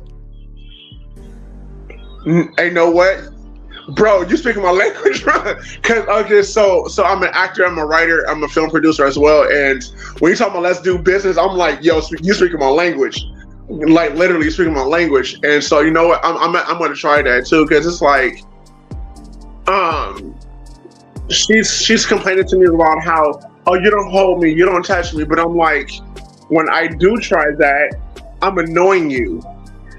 When I am trying to do something soft, so that's why I'm just like, I'm just kind of like, okay, I don't get it. But you know what? I'm actually gonna try everything y'all saying though. You know, and also too, just going back to square one. Yeah, she Do wants something. when she, here's the thing. Maybe wants she it needs when counseling. Yeah. She Because I know basically both of wants them have Charlie Thomas. listen, she wants it when she wants it, you know. And sometimes you got to stop what you're doing and say, hey, look, I'm gonna give you what you need. But I'm gonna have to get back to doing what I'm gonna have to do in a minute. You know what I'm saying? But right now, you're the most important thing to me at this moment, you know? And then let her do what she gonna do. And she gonna be happy and you go back to doing what you're doing, you know? But you tell us that now next time, you know, when I want it, I need you to stop doing what you're doing because I did the same thing. See, you the leader now. You see what I'm saying? Right. Like I do deals, man. She ain't gonna pay up on that one. She ain't gonna pay up. Girls credit is bad. Women credit is bad. She ain't gonna do it. Me, PA? No, not you, PA. What's my brother? What's your name, man? What's your name again? Huh? What's your name again? Who me? Yes, sir. Oh, my name's Quentin. All right, Mr. Quentin, man. Listen, you say you've been married 15 years. Is that more than half your life or close 16. to it? 16 years. Is that more than half your life or close to it? I'm 39, so It's almost a little close to more than half your life, right? right. So you've been able to start out. You've been able to start out where 75, 80% of us can't. You was young. The wife was young. Y'all both have. Do you have children? We got one One child, girl or boy? boy. All right, so you got a son, right? So you leading your son. I'm gonna step away because I don't know nothing about your marriage. Hopefully y'all can talk about it. You know what I'm saying? Right. You was probably a big dark-skinned stud when you met her. She just wants you to be that man, that big stud. You know what I'm saying? Right. That's all we get. You have a skill. You say you have a skill. You're a writer. You have all that. Embrace that with your son. I'm telling you, man, it's easy. Your fix is easy. And I ain't trying to give you a fix. I'm just giving you a vision. Your fix Right. is easy. Dabble. Get deeper in your skill that you have. Teach your son that skill. Always be, as far as her, man, sit down, talk to her, go walks with her. Your son old enough to stay at home where y'all can walk around the block and stuff like that. Yeah. Well, get out, He's man. You got a pet or something, man. Everybody go for a walk, man. Get out. Enjoy the sun. Yeah. Get some new scents around. Open up all your windows, man, in your house on a sunny day, freshen everything out. And man, just what is y'all goal as far as for the future? Do y'all want a financial increase? Oh yeah.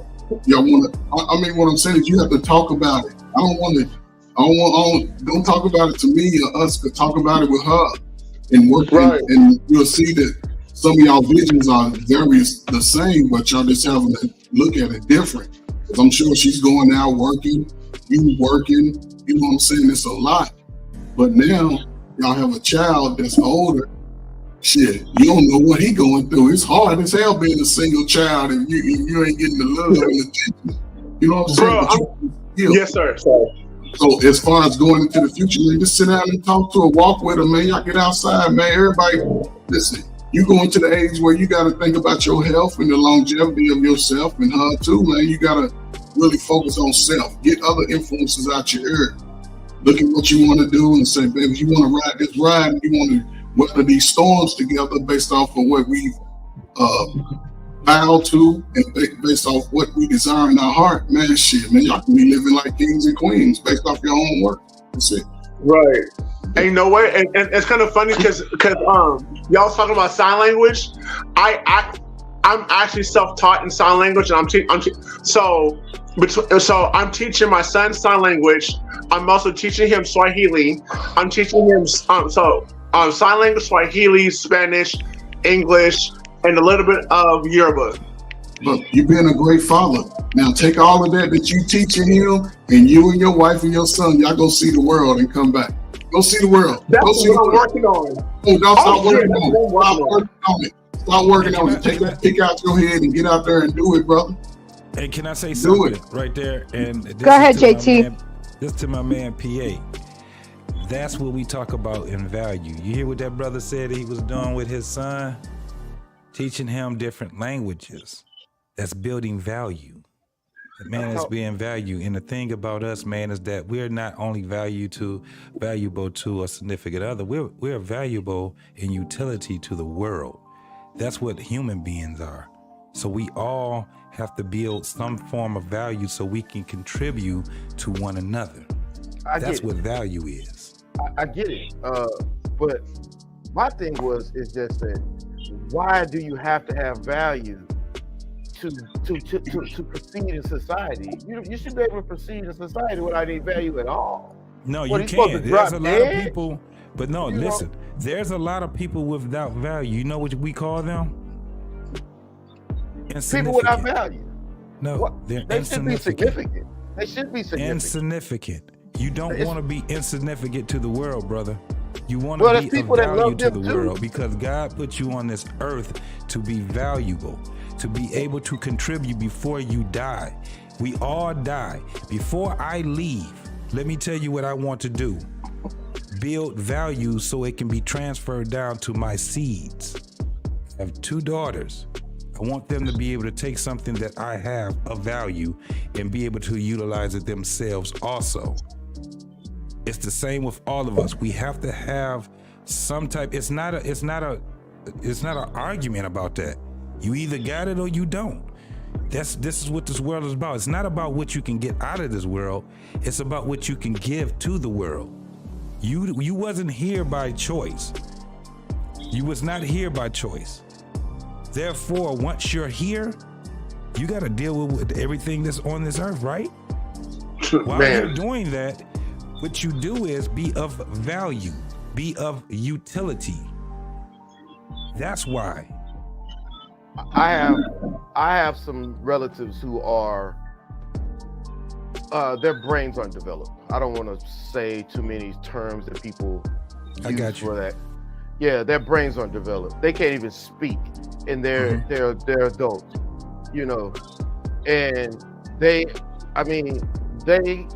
can be deemed as insignificant, but my sisters and my mother love them just as much as everybody else loves everybody else. You know, yeah, you can love everybody. When people say significant, I think that's a very, very, very dangerous term sometimes to label someone that. You know, everybody's significant. You know, even if everybody is not significant. That's just like that little saying that no one is better than the other person. Yes. In certain I didn't say that. No. There are people that are better, and there are people that are worse. Everybody's significant, as far as what I know. The definition of significant is because Ted Bundy is significant, especially if he ran up on him. You know what I mean? He's very significant. So, in what way? Ted Bundy? Yeah, in what way? Ted Bundy took life. That's very significant. No, that's not what I'm talking about. No, that's not a good bro. Significant thing, but it's significant. No, so what I'm talking about Taking L's is significant. So let's talk about this. Being of utility. Being a person of value, right? That's what we're talking about. And when we're talking about value, it's what you can give, not what you can extract. That's what we're talking about. So, and this is only for men, right? No, this is men and women. This is everybody. So, every man. Okay. Anyway, I don't want to keep going. That we already talked about this one. Yeah. You probably have to get my information. Give me an example real quick. Do you mind me getting an example real quick? So let's say that all of us are on a game show, and we have to build this house. The house that we have to live in. There is no roof. Everything is messed up, and let's say that one person knows how to do plumbing, one person knows how to fix a roof, and if each person knows how to fix each part of the house, I feel like I feel like that's what you about value. If that makes sense. I get what you're saying. I understand exactly what you're saying. Right? It's building. Right. So if you can't build in some type of way, that's what makes you a person without utility. Well, then so at the end of the day, we all have levels in this, right? So when this is the only thing I'm saying.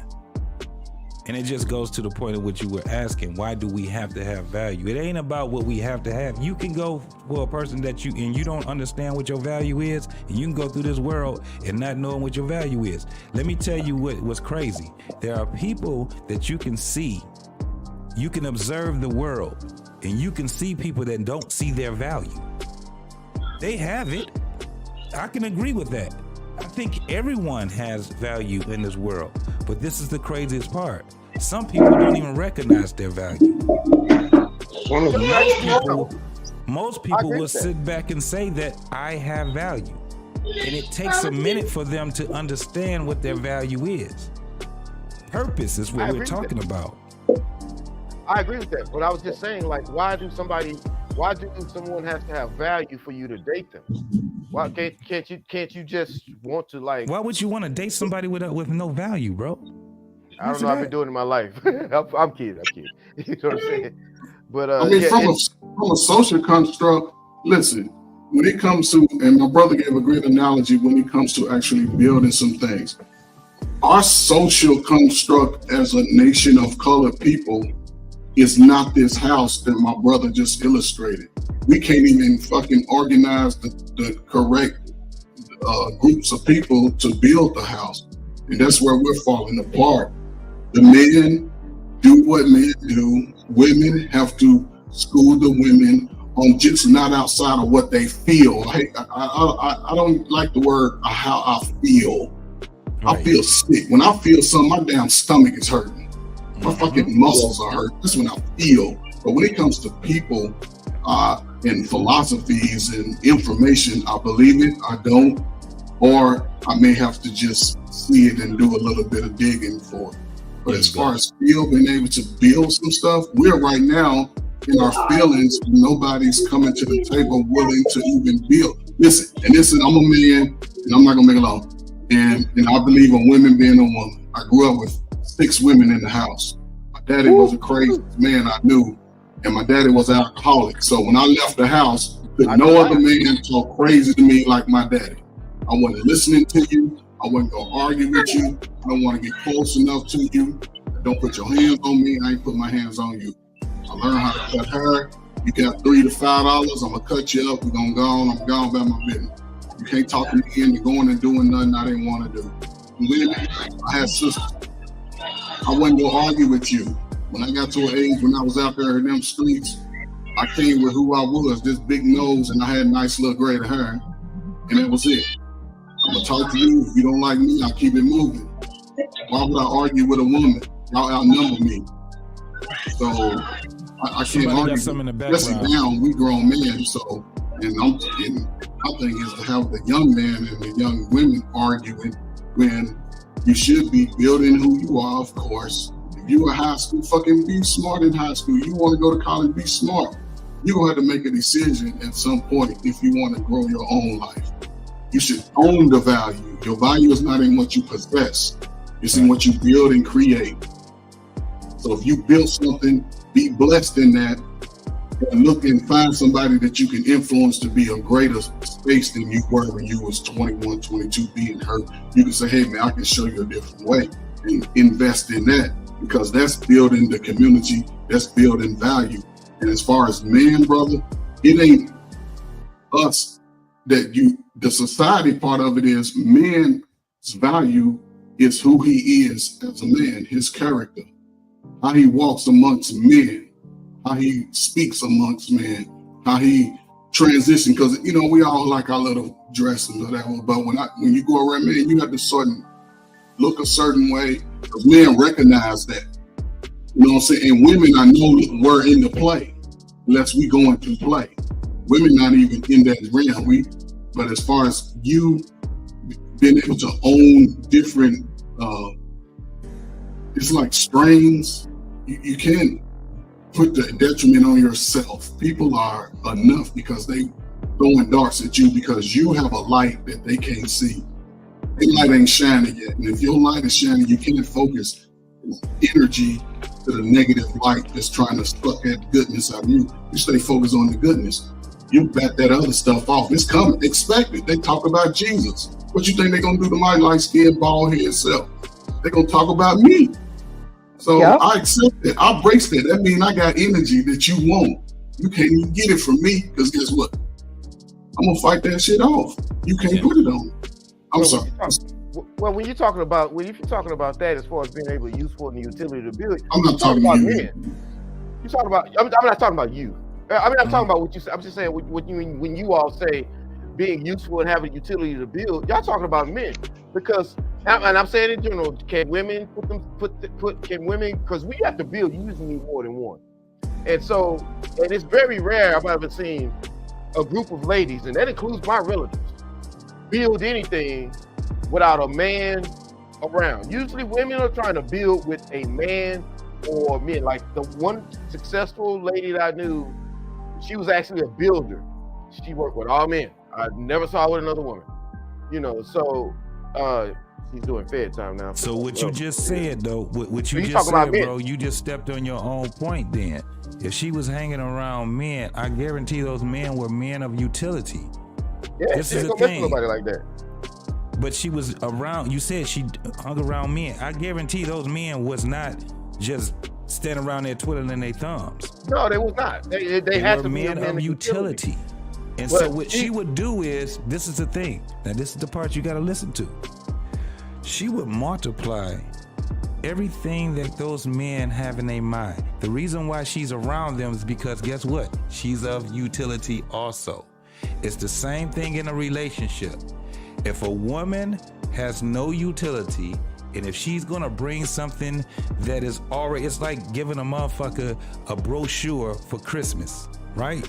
She got coochie. Okay. Yeah, it is what it is. But what else you got? It's like, what's your next dance? Because that ain't a dance no more. I got this. You know how women will give men sex for Valentine's Day? You're like, I don't know, I had the shit yesterday. You gonna repackage the goddamn gift and give it to me? Yeah, but that's different. It's different on What Valentine's. happens, but this is the thing. The reason why women stay around a man of utility is because she's a woman of utility. She understands how to compliment her man. She understands how to be a pair. If she wants that help me. all of that. But what she would do is be a woman of utility. If all she could offer is sex, that's all she's going to end up being is a sex toy. That's it. And until he's tired. And guess what? If that's the case, then guess what he's going to get? Some more coochie from somebody else. And that's what her husband did. Her husband was useless. Now, who she built with was not her husband. I mean, what she actually built properties with was not her husband. Her husband was useless. She married a dude that was useless and ended up they ended up in the federal penitentiary. Matter of fact, he was less than useless. He was harmful, all right? But he was handsome. Yeah. And he was eloquent. And that's all it takes. But what you're describing is toxicity. You're not No, I'm talking just about saying, somebody that's that put any effort in, bro. No, we were talking about that specific case. And I mean, I could imagine, but even her, and this is just my little limited life experience, even her, she married somebody that was pretty much useless, except for what she liked, which is useful, I guess. You know, and that's why, and that's another thing, like, why? Well, she went to the Dingaling Museum.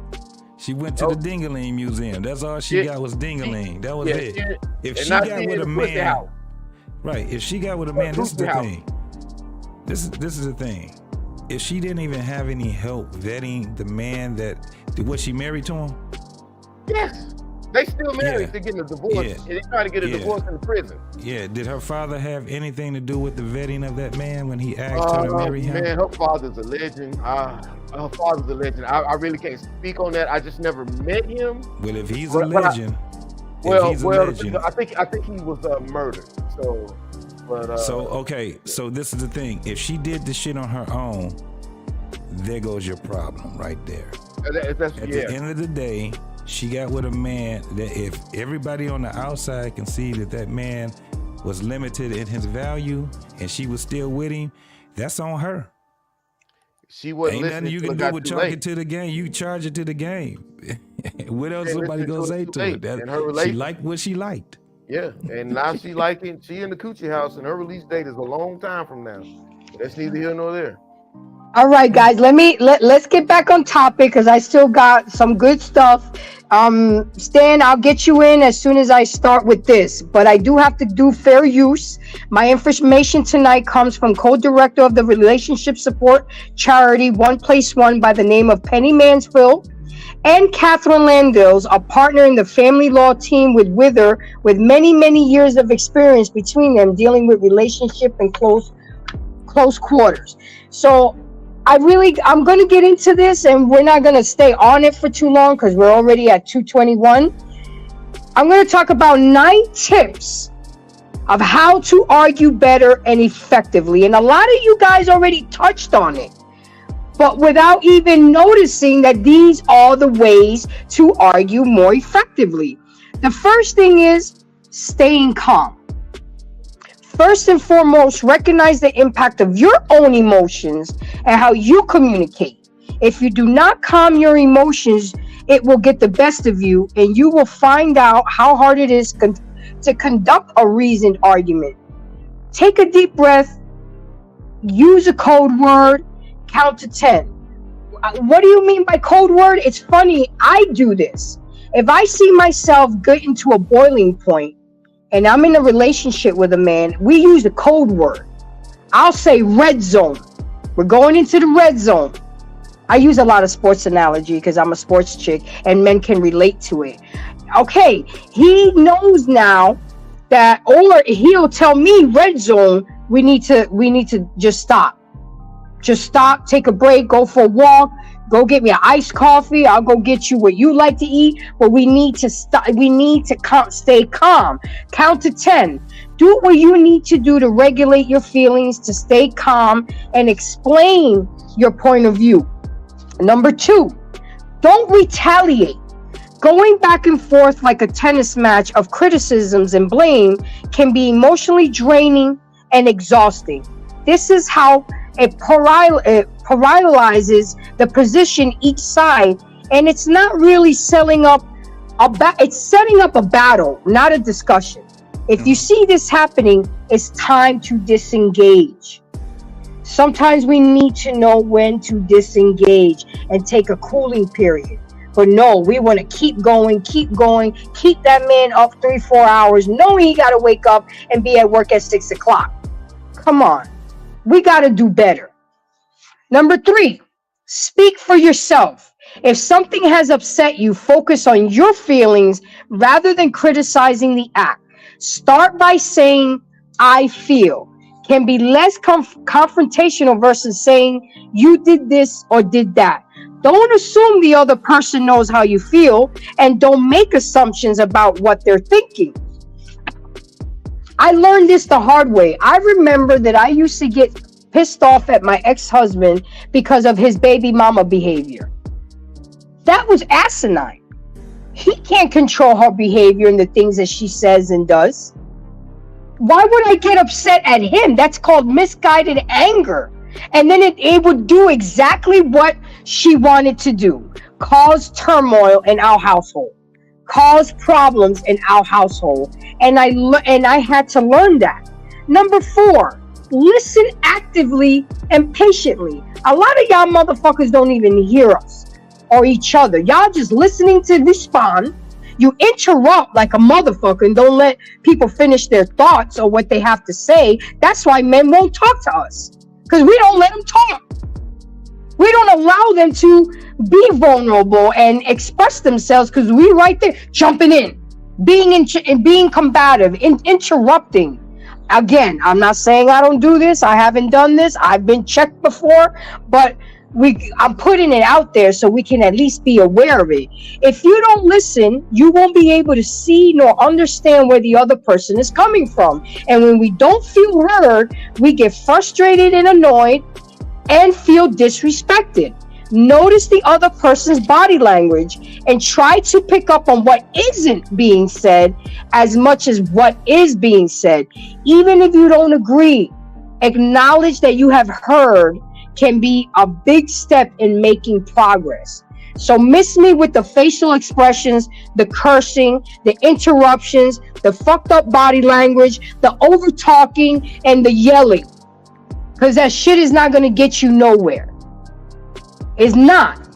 And at the end of the day, the main goal is to resolve the conflict and end the argument.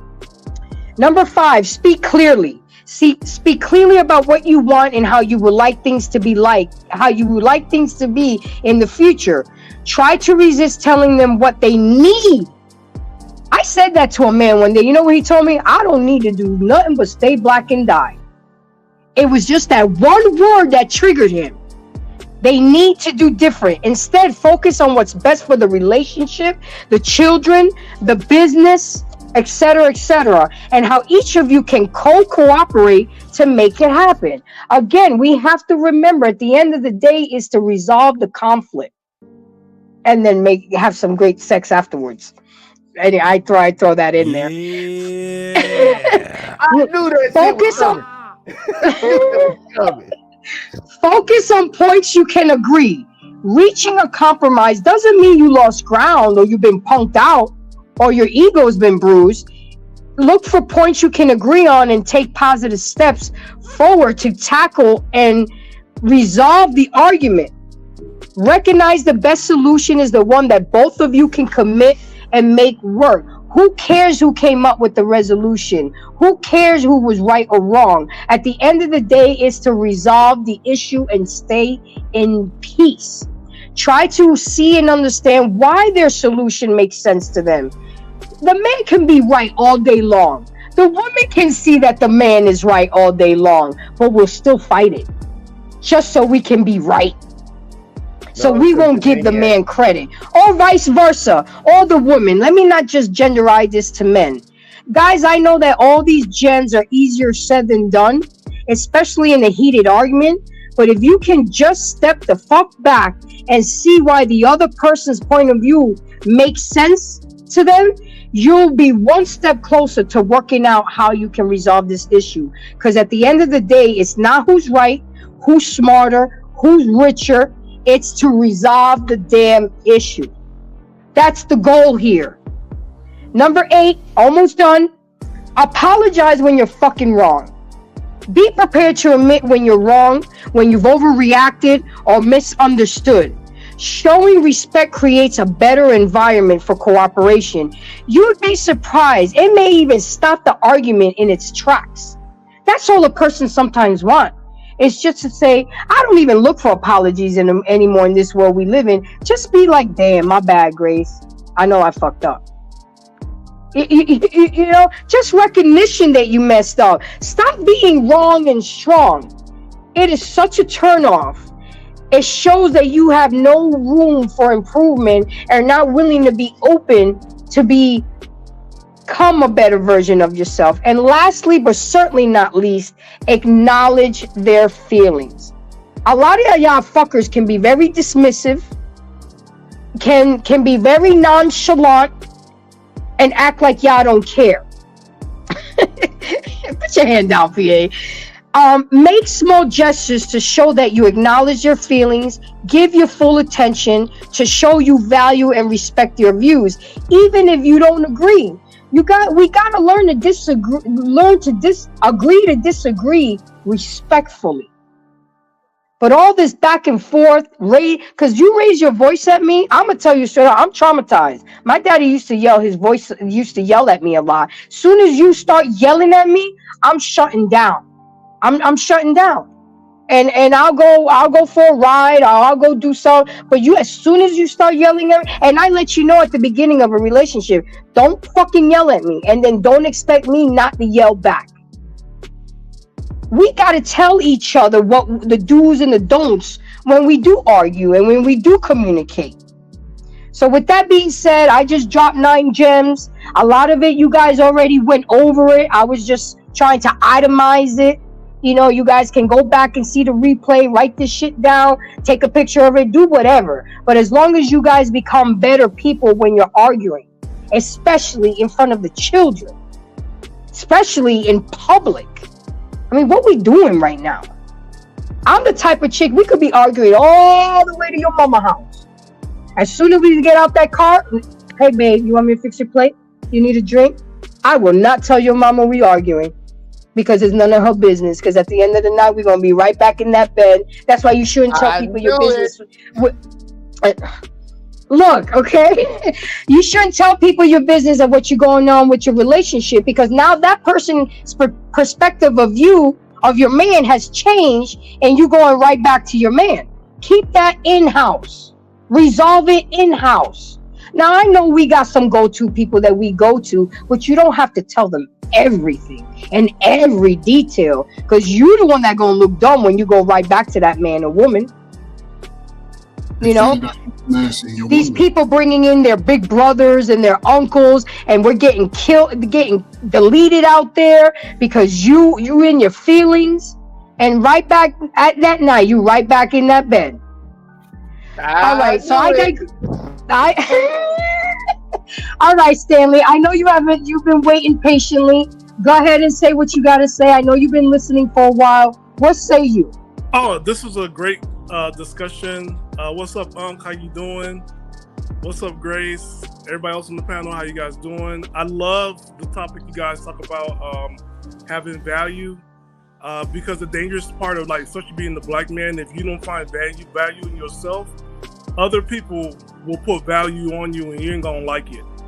And it's a dangerous place to be when other people dictate how valuable you are or not. And it's not okay. So you got to be in control of that.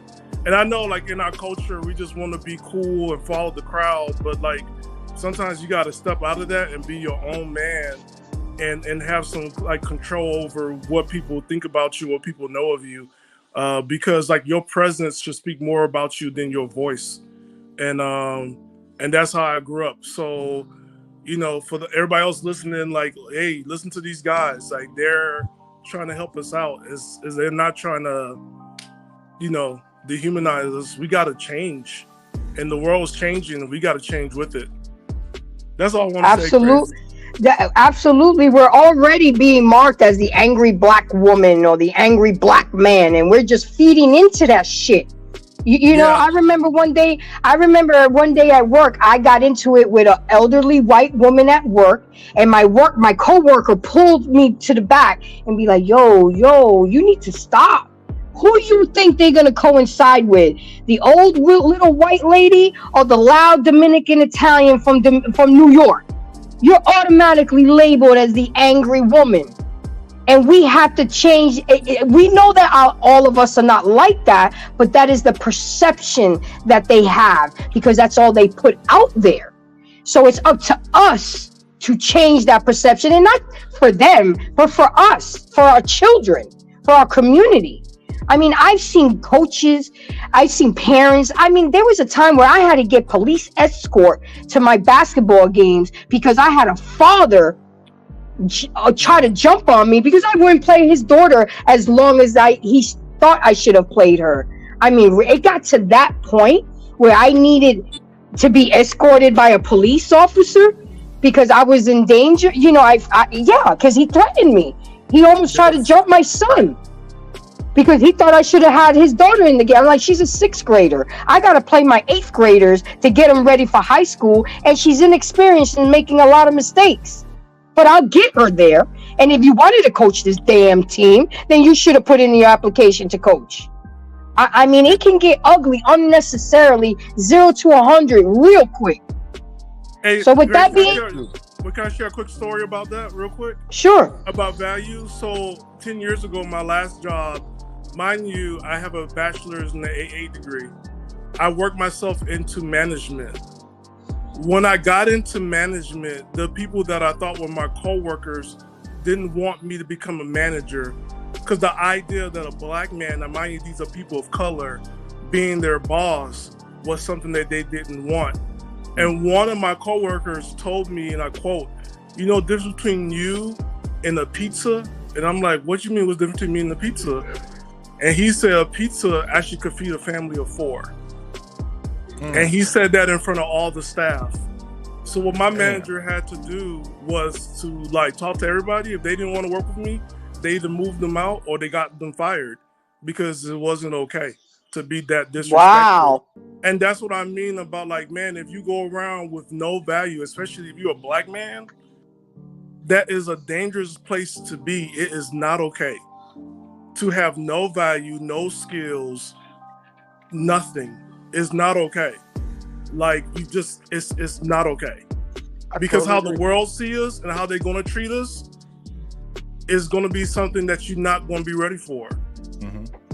I totally agree, but I think those guys with no value still have a place in this world.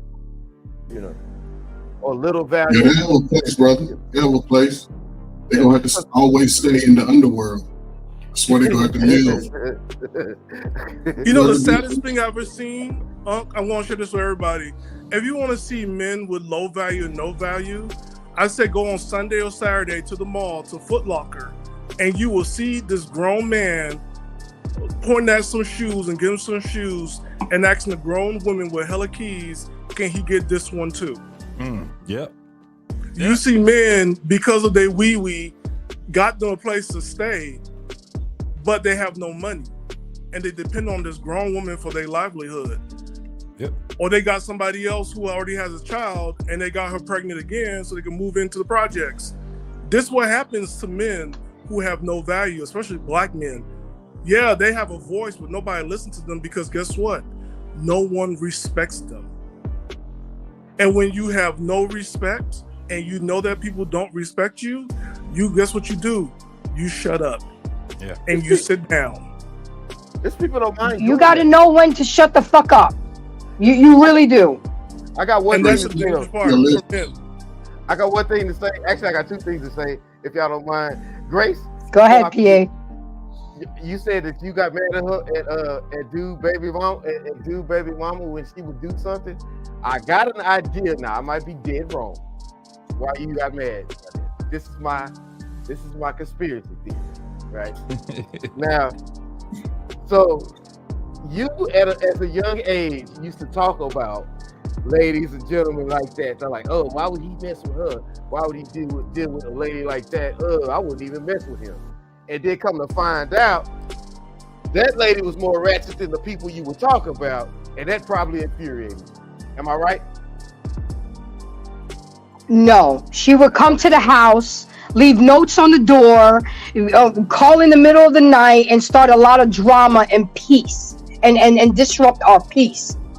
And she was ratchet because she didn't have her own life, and she was mad. One day he moved on with me because we used to date back in high school and we had a lot of history together. So it was like, oh, I knew it. Yeah, he came back to something that was familiar to him. Why not? And she was pissed that he had moved on. So coming to my house, popping up to my house, being an unwanted guest, calling in the middle of the night and causing a lot of drama, I would get upset with him.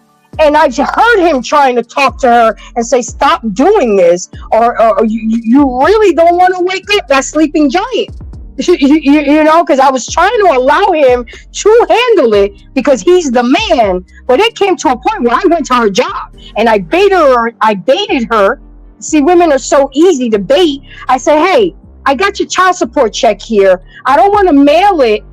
And it's a Friday and Monday's a holiday. Can I stop by your job and just drop it off to you? That bitch said, yeah, sure. And that's when I got her ass. You see what I'm saying? Because, you know. Grace, can I speak to your list? Can I speak to your list? Can I speak to the list that you read off? Sure, of course. I probably overlooked it, overheard it, I didn't hear it. But I'm going to add two. In relationships, whether men or women, same sex, whatever it is, two things you can do that are really bad is one, keep score. You keep score, you're going to fail. Yep. And two, hold grudges. If you hold a grudge, then you got to work. It's something about you. You got to go find that out. Don't be in a relationship. Yeah. Don't be it, because you don't hold the grudge at work with the people that paying your little check. But in order to build your life, and as you get older and you start holding on to these spirits that deal with other people, that come from other people, you start fucking getting locked bowels. It start affecting your heart rate, your blood pressure, things that you don't need, in your life as you get older. A lot of people spend years fighting and biting and resisting, you know what I'm saying? And then when they get to a certain place in life, they don't even know how to control it at all. Everything crumbles, whether they got children or not. They're not really able to see a vision for themselves getting brighter. It's always doom and gloom. Everybody else did it. He did it. She did it. Everybody else did it, but they still sitting in the same pile of shit for 2 weeks, 3 weeks. Nobody's trying to make a change. You have to be able to step back from it. If you're in a relationship, then you can't carry grudges. You deal with it, whether you have an argument about it, but you have to argue with respect. You can't go personal stuff that somebody done cried on your shoulder about and all that. You can't do that. You can't go running to the streets about different things, about personal incidents. And if y'all argue, if there's certain things before you got married, once you get married, all that shit out the door. All this shit's stupid. If you still talking about shit before you got married, you stupid. You gonna destroy everything. And absolutely. If you forgive the person and they show, because you gotta show with your actions if you are forgivable too. If you say if you want to be forgive, then just show it in your actions. But if you forgive a person, don't harp on, this is where you holding grudges. Don't always, he might do this or she might do this down the road. No, just keep your eyes open and have those communications when y'all laying in bed, after you done rolled the carousel or after he done bent you over the bed. You turn around and lay down and say, look, man, remember that other shit? Are we still good on that? Because I'm trying to be better. You got to have conversations today. You don't hold that shit in. You got to let it go, man. And if you want to build, that's the greatest thing. I wish you can find out before it get too late. That if we can learn how to build together, shit, man, we'll take over the world. Fuck how you feel, what you trying to do out here. I don't give a damn about how people feel.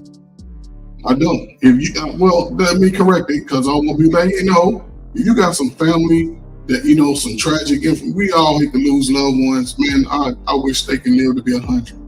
I wish everybody can just get 100 years on this earth. But if you spend 25, 30 years grudging about stuff that happened to you outside of 20 years, you done retired yourself on pain. It's time to let that shit go. Go live the world, man. If you don't want no woman, don't have no woman. Keep it $40, $60 ready and call somebody when they need $60. If you don't want no man, focus on you. If you don't want no man, you should be fine as hell. Every man that look at you should be like, damn, she fine, but she don't want no man. You can't be, you don't want no man and you still 230 pounds. That shit don't add up. Because that's when you have social and emotional issues. You going in your room at night crying about it because you standing still.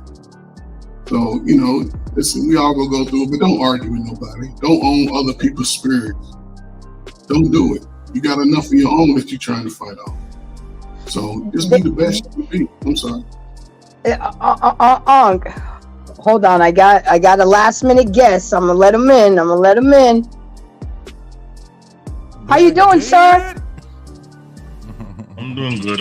Okay, let me take down the final thoughts banner, because this always happens when I'm trying to do final thoughts but I'm gonna welcome it. The fact that you got something to say, let's go. I know you've been hearing this. I know you've been in the chat. What say you?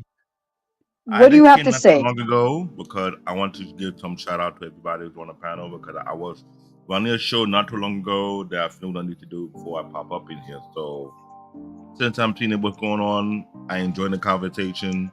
I don't have too much to say, but this here to show some love to the people on the panel. And so I have not been showing up on this channel for a while because I had a lot going on for myself. You know what I'm saying? So what you got to say? What do you think about how people are arguing nowadays? I mean, because a lot of us are socially awkward. It's not about socially awkward. It's more about people are losing their backbone. Let's be honest. I'm old school. JT is old school. You old school. Today's society wants to dictate how we're supposed to argue, or how we're supposed to conversate, or how we're supposed to identify one another. But what I'm seeing right now is kind of like you're moving every function and factor in a conversation that makes it easier for people to understand one another. But instead, it makes it seem like you have to be careful what you say or how you say or how you put it out there. Which I find it intellectually stupid, to be frank with you, because being in the YouTube street, monitoring YouTube, looking at Facebook, TikTok, everything, and looking to people that have conversation, I'm always closing my eye and looking to their word. And what are they trying to say? What are they trying to articulate? And what are they trying to put out there? And many times I've noticed it, people don't know how to express themselves correctly because they're afraid to offend somebody. If you're trying to break something down to someone and you're trying to paint a picture for them to understand, 9 out of 10, they're trying to shut you up because they don't understand it under the 180 character. Blame that on Twitter. I don't understand how people cannot try to listen first before they respond. Listen to understand. That's one of the biggest issues. And JT understands it very well because we've been saying it for so long. We're trying to have a dialogue, trying to have a conversation. We're trying to have a level of understanding. But for me to understand someone, I have to keep my mouth shut, listen, and understand the person when they're coming from their own point of experience. Here, everybody trying to police everybody. Everybody trying to control everybody. Oh, you cannot say that, you cannot say that. Based on what? What are the rule book behind that? This is why when you see me go off on some people, I'm trying to let you know, you sound like a complete idiot. You can explain yourself properly without the fear of crossing any line, which I never had a problem with that. Speak your mind, speak your heart. Let me understand where you're coming from. Then from there, I can ask questions to verify if this is exactly how you feel. That's old school conversation tactic. Not what we have in today's time, whereby, oh, you can't say this word, or you can't say that word. You gotta be this way. Like, are you kidding me? Right now, America becoming the most dumbest country on the planet. And people don't notice that. You make all kind of stupid rules, regulating how you put to address a person, how you put to identify, what it's supposed to be, what it's supposed to not supposed to be, and you don't really make it a mockery of yourself. Now, if I want to be visually crazy, I would say this. Your presidential elections show how dumb the country is. And y'all still don't get it. The main two candidates is nothing but part 2 of the same BS, which I've been saying for far too long. Y'all have to know what you're doing to yourself. And I'm gonna tell you off the bat, I'm not even voting for neither one of them because there's none of them good for me. And that's the real. It's like I always trying to understand the main point of the conversation and anybody talking about anything. What I notice, we're too afraid to be transparent. You're too afraid to be real. You're too afraid or tell the truth about something. If you tell the truth, oh, you're attacking somebody. No. I'm not attacking anybody. I'm attacking the argument. I'm attacking the issue. Not trying to tell you that people out there want to attack somebody because they don't have a answer. Okay, really? What you want to do? That's my sister right there. I didn't see that one coming to you wore the shirt. I was like, oh God, here we go. But Hi, really, Miss Daz. but really, that's what I mean. That's what I hate the most about people today. We don't know how to have a proper conversation, expressing our feelings, expressing our past, what we went through, and how we approach it. We quickly want to shut somebody off or attack somebody, and someone give you information that it's nothing but clean facts. I don't believe it. What do you mean you don't believe it? You can't compare your anecdotal experience and make it seem that this was generalized. This is how everybody deals with it. No. Unless you travel out in the world, you travel in different countries, and you start to understand everything's not based on what you think it is. And I'm guessing people don't travel out much because they don't have a bigger view of people comprehension, people experience, people struggle, people journey in life. Life is a marathon. It's not a sprint. We're here to learn, we're here to express, we're here to help one another, we're here to understand people and move on to the next level of things. But these days, we have too many wannabe gurus, wannabe idiots. If it's not on YouTube, you'll find them on Facebook. If it's not on Facebook, you find them on TikTok. And you got a bunch of jabroni. I'm not gonna lie. I'm getting so tired of watching dumb people acting like they're so highly intelligent. That's not the one that if I go to the right school. I hear you. Check. I'm gonna have to do background check. Any of these dumbass gurus go to the school I attended before, I'm gonna burn my degree. I'm gonna burn my certification because that's not what I want to be a part of. Real talk. And I'm being frankly honest though. Okay, I'm a dumbass. Did you go to the University of Houston? Thank God. I thought about that. Maybe I changed my mind then. All right. Well, you good. You don't have to burn. Maybe I have to burn mine. Well, Baz, welcome to the show. I appreciate you coming. I don't know how long you've been listening or what all you've heard, but what say you? I didn't catch the beginning or nothing, but one thing, people drive like they act, and you know how people drive, right?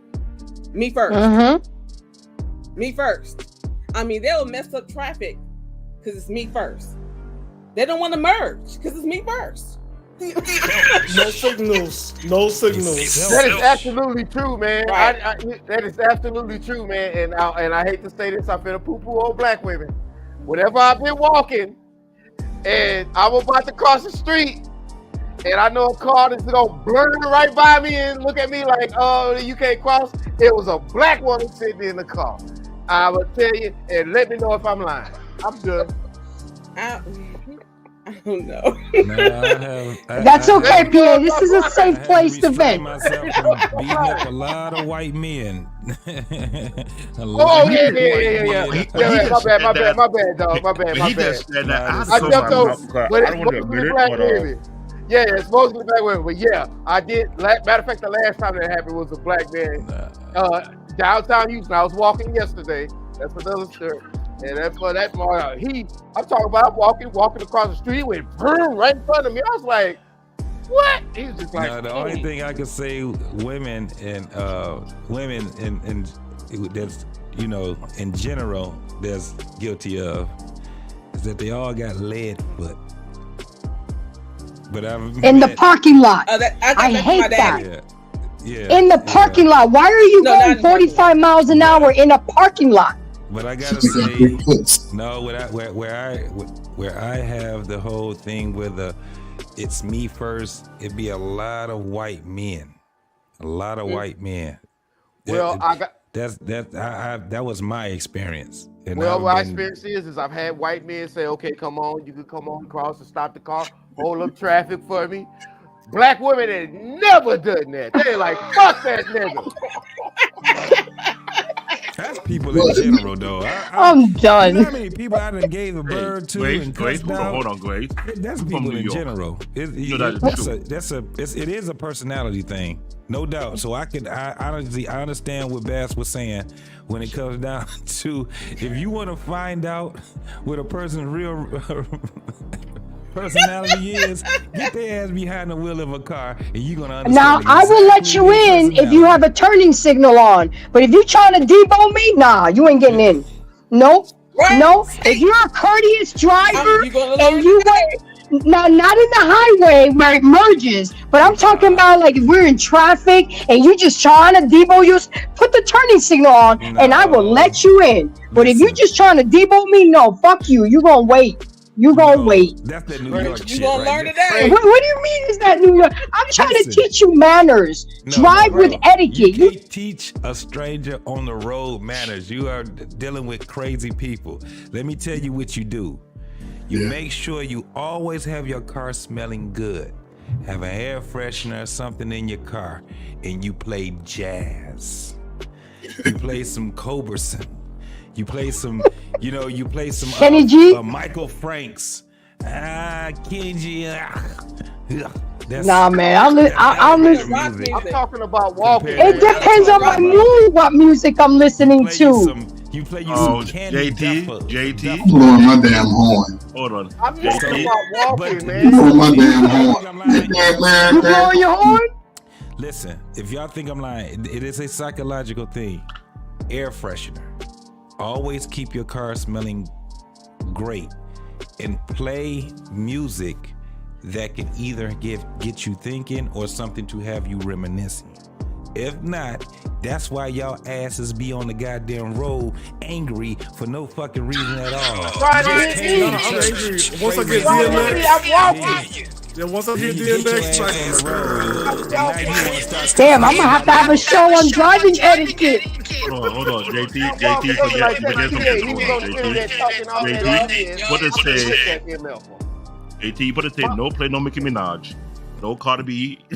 nothing that nothing where it's always crass. No Snoop Dogg.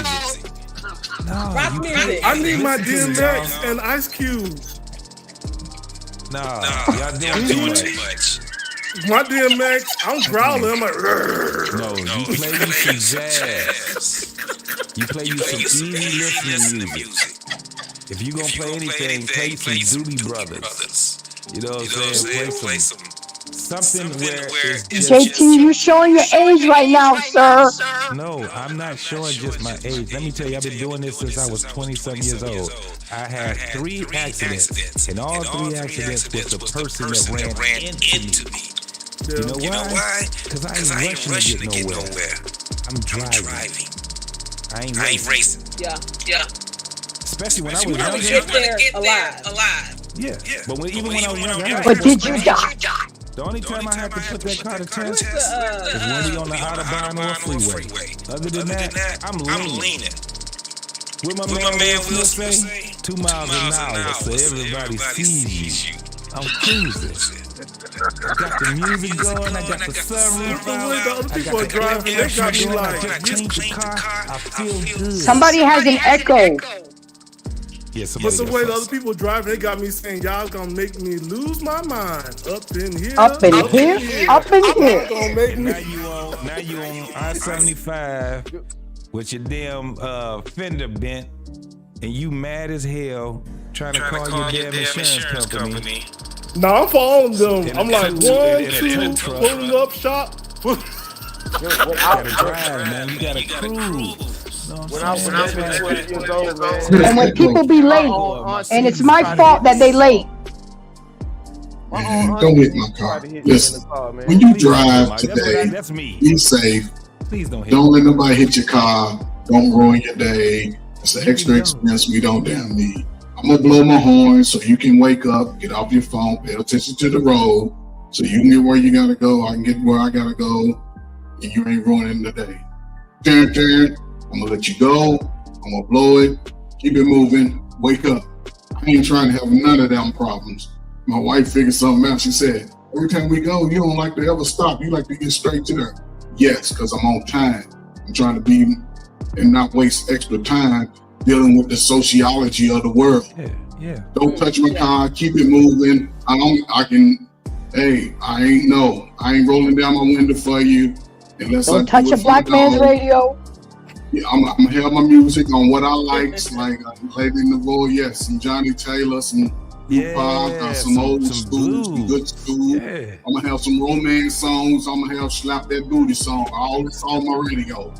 Every time I'm able to slap that booty song, I'm on the road, get ready. When I'm going, I'm going. So what I'm saying is, when you in that zone, let me get to where I gotta go, where I can take care of this money, and I'm coming back home so I can eat, because my wife is gonna make me a sandwich. And, I know that's right. So, air freshener. That's not gonna help, man. Black women. Well, I know what to get you for Christmas now, JT.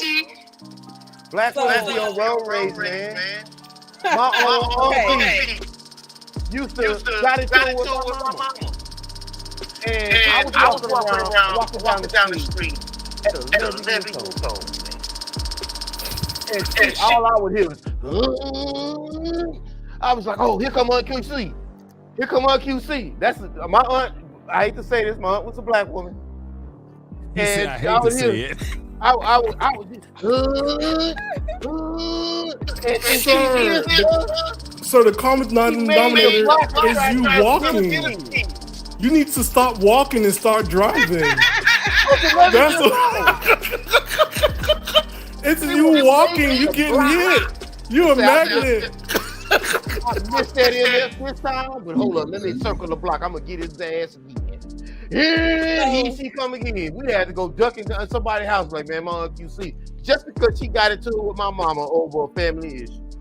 This is a true story. Y'all think I'm making that up? No, I believe you. I believe you. Hey, Grace, I gotta go. But Grace, good show. Thank you, Stanley. I appreciate you. Hey, there was one theme I've noticed that you guys talk about in the 2 hours that kept on coming up. Maybe you could cover it next week. Is like how to build, because even I don't know how to build. Like how you build with a person, because that's the whole show. Because I'm looking at it this way: we're looking at 3 generations that don't know how to build. We have a list, but that is a good show. Saying building, I didn't understand that. Like all of us was kind of lost, like and fearful. Like I don't want to build, but I want to go on dates. Okay, you just want to go eat. But you don't want to build with a person? I mean, that's where we're at. Yeah, that'll be a great show, man. That'll be a great show. I think that's a good. I'm gonna look into it as soon as I'm done here. I'm gonna look into that. You know, because it's true. You got to be able to be with somebody who's willing to pick up the bricks with you and build together. That's why credit score is important with me when I get with somebody. I can't build with you if you have a 4 in front of your credit score, because then everything will be in my name, and then you'll be mad, be resentful, because everything is in my name and not your name. So we walking in together with 830 credit. Okay, so everybody's on the same playing field. I think it's a little bit deeper than that. Like Grace, we're not gonna stay at my grandmama's house. Like that's what you saying? We'll stay at your grandmama's house, but we're gonna fix your credit in the meantime, in between time, because we're gonna get out of there in 6 to 9 months. How about the project? The project will get rent for $15. Nah, okay, nah, I ain't having that. I'm not going backwards at 49 years old, going to the project. But that's what I'm talking about, like that whole building stuff. Yo, like that's like we have to like look at that, because like nobody knows that, like why we're building, like what are we building for and towards. Like that's why you have to have financial literacy. The other guy. No, wait. The other guy with building is not, when you build with a person, it's not for you. For your community. Now you see, now that's another class. Because everybody like F the community is about me. What is that freaking noise? The community starts with you, your wife, and your children, right? No. Is it me? Let me see. I'm gonna mute you for a second. Yeah. Bye, Stan. Oh, it's me? Oh, you see why we gotta move out your grandmama's house? Oh, you see, man, and I got this Obama phone. Oh shit, you got all kinds of bad luck. Great, so you get the call. All right, guys, bye. All right, brother. I'm dead. The Obama phone. Yeah, that'll be a good show. That'll be a good show. Yes, it will. It's more than just, building on the outside. You got to build in the inside first. You got to have the ideology of what it is and purpose of what direction you're going into. So it's more than just, building credit and building all these different things. This is what we were talking about earlier with men. It's a little bit different with us. We can't wait till we get to, 25 to start wanting to build, right? It's supposed to go from the time that you become a preteen, and that's the purpose of having a dad, because he's gonna build way before then. As soon as your ass is old enough to say goo goo gaga, it's already gonna start. From the time that you start learning how to share with other children, That's the purpose of being around other children. Because if you've ever looked at children and observed children in their just natural environment, they some goddamn ingrates. Children, they behave viciously with each other, especially when it comes down to ownership, right? Yeah. No, just actually when you see children, you see a balloon, a child will have one, the other child will go right to that child and take the balloon. This is a natural state of what we see. We don't look at things and observe things to that point right there. That's a part of building your child, to teach them how to share, but to also teach them not to be getting punked and let nobody stand on them, to have balance in their maneuver. You want them to be protective of themselves. You want them to be able to protect others. You want them to be able to be an upstanding adult. You don't want them to be criminals, right? So in order for us not to have criminals, we have to develop their minds in a natural state. We can't. That's why it's always been where they say, don't use foul language around your children. Don't argue around your children. Don't do. It's a lot of things why what they used to always tell us, because these are things that stick with us as kids. And guess what we end up doing? 11 years old, we end up I say having that those things stuck with us. Go ahead. I didn't hear you. Go ahead. Yeah. No, I was gonna say that I'm of the belief that if there are children on the property, like you think they're outside playing, right? If there are children on the property, then you might as well think that they're inside the house. Mm-hmm. They'll be thinking you're talking amongst adults alone, because kids are sneaky. Right. We don't want to miss out on nothing, right? When we were kids, we don't want to miss out on nothing, so we sneak and listen to what the adults are talking about. You know what I'm saying? Like, first of all, don't forget what it was like to be a kid, because that's how you mess up. When you forget how it was to be a kid, and then you're no longer thinking what that mindset and all the thoughts that went through your mind as a kid that these kids are gonna do now. Right. Now, understand this. So, when children are ear hustling, that's what we call it. When children are ear hustling, it's because they're caught from the inflection and reflection of the adult's voice. So when we carry our voice and we say things with emphasis, that's what catches the child's ear, right? Because if we just talk to each other monotone, children don't give a fuck about what we talking about. Everything is just monotone. We having coffee and we just talking. But when a child hear, girl, did you hear about with Tyrone and all them? Because they hear the inflection, reflection, they hear how exciting it sounds. So being a child, that's when you like you have a child, they be sitting there playing or watching TV, and literally it's like they're a zombie. They'll be just watching TV all into it. And as soon as they hear that, girl, did you hear? They do just like this. And now you have their attention also. And that's what happened. And when you catch that child sitting there just looking at you, what most moms tell their kid? Will you get out my mouth? You all in my mouth. But it was because of how you delivered it. That child wouldn't care nothing about monotone. Children don't like adult shit, really, to tell you the truth. Most kids are not interested in adult shit. They don't care when it's monotone. But when adults are acting like children, it's when children is like, because you speak in their language now. When you out there arguing and mad and pissed off and shit like that, on the flip side, when things are funny and things like that, children they like, wow. Yeah, now, if a child wants to be an adult, that's when you already know, damn, I done fucked up. But women can't help that, because women and gay men need attention like fish need water. I got that from Kevin Samuels. But yeah. So they gotta say, girl, that's the only thing. Let me somebody else that'll do something about like that except for women and gay men. Don't worry. I'll wait on that answer the rest of the show. Well, it's because this is the thing. Women are different than men. That's basically what it is. It don't have to be so toxic. It's just how women are. Like with men, when we talk about sports, fishing with tackle and stuff. We are more interested in things, right? We talk about things. So little boys end up wanting to be around their father when they hearing him talk about things, being a mechanic, fixing on something as small as a lawnmower. It makes it very interesting to the little boy. Why? Because the father makes it interesting, especially when he has friends and partners and stuff like that. I like to play baseball.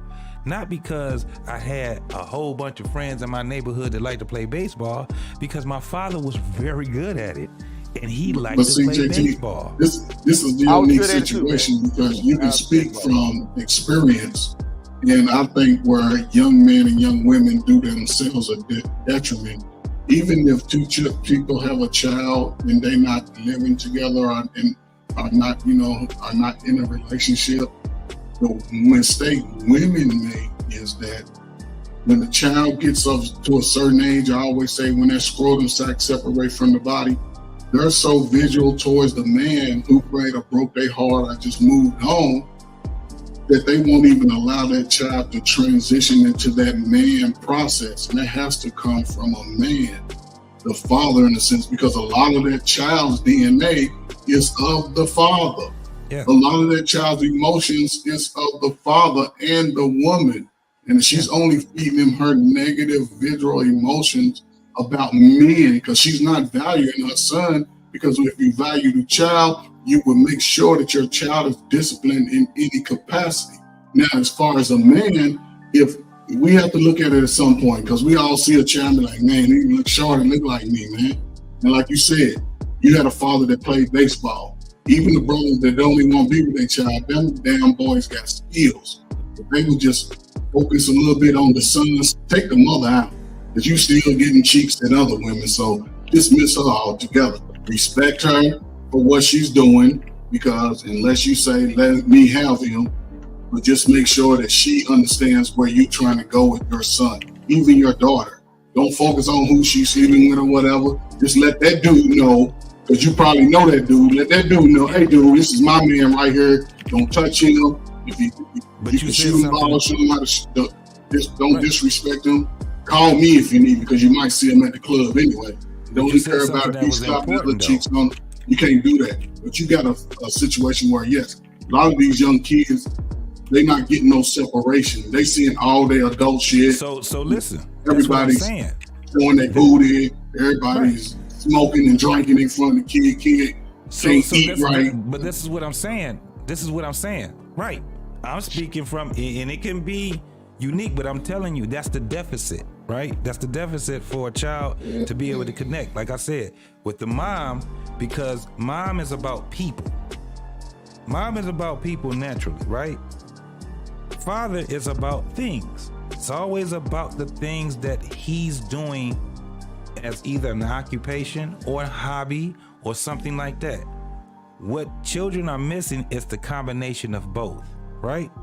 That's what I'm saying. That's the only thing I'm saying. I'm saying it from my own experience. It was from like my development as being a man, right? One of the things, again, it's about to speak back to PA. This is about value again. This is about value. So value is based off of how you are being raised, right? That's your foundation. Born, and then you're being raised. Then it comes up. Again, father is about stuff and things. Things. Mom is about stuff and people. She's people. That's why you have so many nurses. That's why you have so many school teachers that are women. That's why you have, it's people. If you go to HR, majority of people that work in HR are women. And gay people. Yeah. I ain't talk about that. Listen, I try to keep that out of my lexicon. They here. Dude, I'm just saying, I have to deal all over the place. Look, what I'm saying is, I have to deal with these people on a daily basis. No, but what I'm saying is, again, but what I'm saying again is, this is where value comes from. Yeah. Your foundation is where your value starts. That's with women and men, when they're girls and boys. Everybody has value, but what your parents are here to do is to help you reach your understanding of your personal value and to help you develop that, because you're going to find it yourself. They're just here to guide you to it so you can meet a mate. Yeah. Now, this is the craziest part. What's supposed to happen is that we're supposed to have our children for our grandchildren. And a lot of people don't get that statement. Why? Because they're in relationships for what they can get out of it. So they're not even searching for purpose. If you look at it in that sense, then everything is done indirectly, directly and indirectly. I don't have my children for my children. I have my children for my grandchildren. Just like having a marriage. You don't have a marriage to be happy, and you don't have a marriage to have all go on trips and shit. You have a marriage for your children, so they can have a stable environment. And you have your children for your grandchildren. And in order for you to have your grandchildren to have a stable environment, you got to make sure that you try your best to raise their parents. That's what you do. You see how this works? This is the life. It's the thing that keeps on giving. What did they say? It's the gift that keeps on giving. That's what we're doing. That's what it's about. So again, we still here, fam. Yeah. So again, yes, I would love to have another panel on basically what we were saying. What was old boy talking about? Building or some shit he was saying. So when you talk about that, we have to break that shit all the way down. Guaranteed, it's not gonna come where happiness is gonna be there. Happiness is not gonna be in that conversation once you start understanding that all of this shit is done for duty. You know why? Because none of us, and I mean none of us, had anything to do with being on this earth.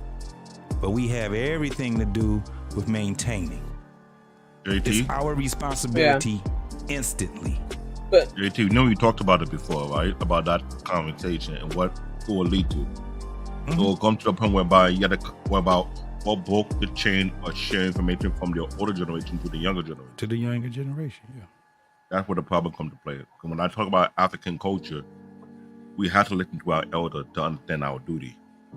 To understand our responsibility, because you will live in hell when you are disrespectful to your elders. You'll be in a living hell. Well, Mon QC tried. I'm going to hell because Mon QC tried to hit me with a car, and yeah, I'm going to hell because fuck that bitch. No, listen, you don't. I'm not saying that you gotta take what the hell that they give you and you take us. He's still on that shit too, ain't he? No, you don't take abuse or nothing like that. Sometimes I love me some PA. You know what? Sometimes, man, you gotta love. Sometimes loving your loved ones sometimes means that you gotta let their ass the fuck go. You gotta get out of their goddamn life.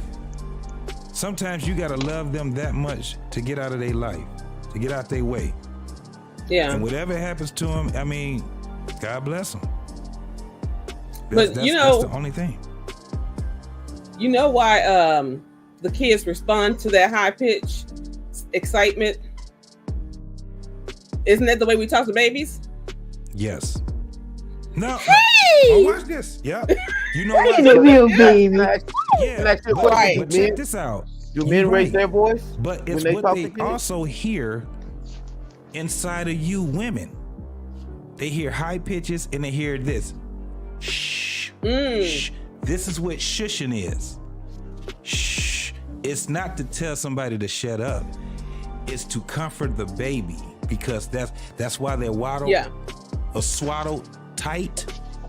And when you rocking them, guess why? Because the womb was rocking them. So when you saying shh, you're making the sound that it was inside of the womb, inside of your belly.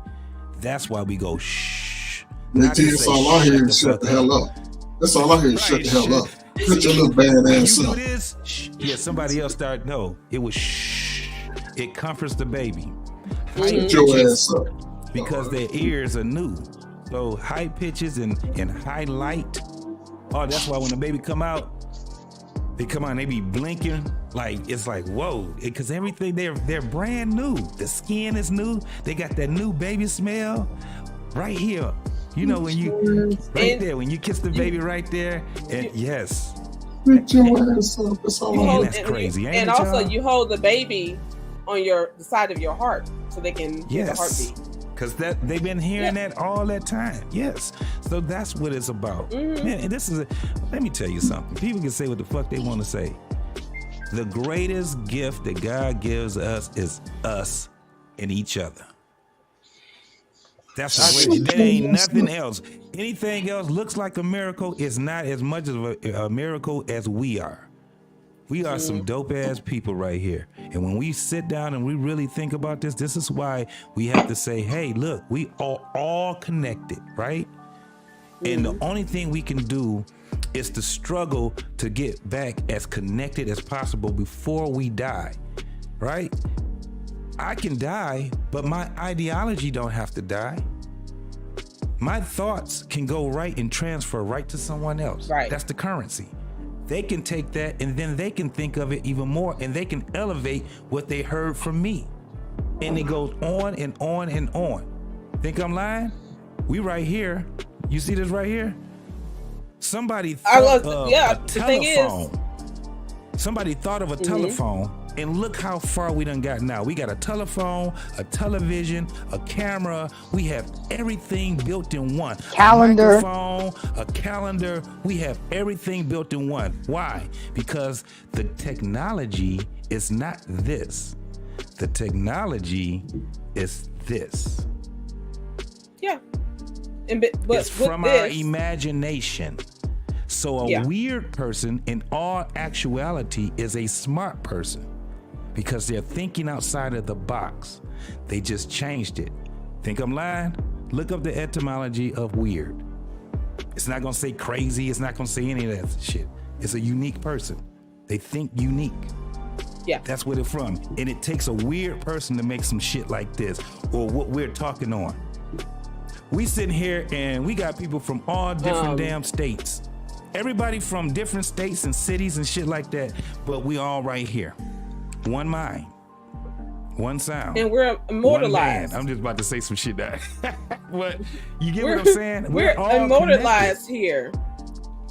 Yeah. Well, I'm in the IT industry. One of my cousins that passed away. This can be used for evil also. Keep people from going outside. Yeah. Keep you from getting fresh air.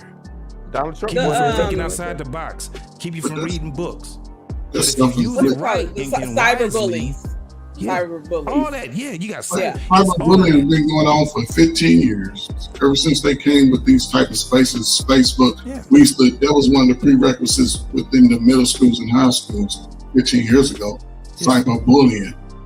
You know, so we just you take people that were in high school doing it because that's where they, middle school, high school. They just learned that behavior from the adults. A lot of this behavior that children exhibit, they understand how to argue as children. They see mama arguing. They see aunties arguing. Mama's arguing with the mama. That's the weirdest thing ever. So the children, even boys, young men today, they don't understand the hierarchy of life, and they argue with the boss. That can, what I'm saying? It's like a wasted energy that really defeats your whole project of life. When you argue, it takes away the greatest gifts that can be bestowed upon you because you're wasting energy.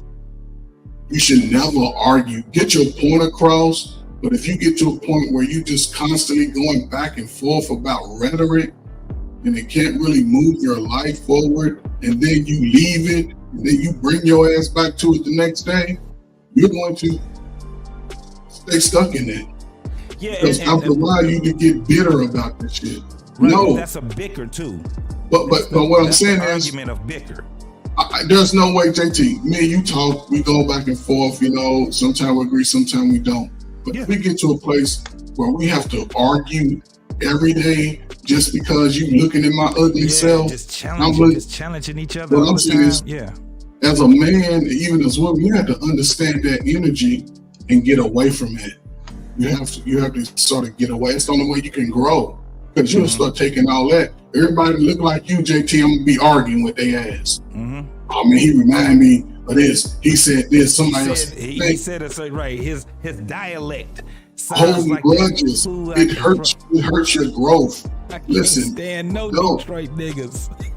That's what I'm saying. So you can't do this. And women, y'all hold it. Y'all, it hurts y'all the most because it affects everything about what you're trying to do. It spills down to your children. Your children go to school fighting, can't concentrate. You ain't cooking them a well-balanced meal or whatever. You got so much pride, you won't even give the son to the father. If you want to change your life, ladies, if you got a young boy, 8, 9, 10, and you see your ex-baby daddy here up there working, finally got his little job doing this shit, showing up, and he come up there looking good, and he wearing his pants up over his booty now. You got him some South Walker shoes and wearing button-down shirts. Get that damn baby to that man and say, man, raise your son better than me. Because I'm a mother, I can't.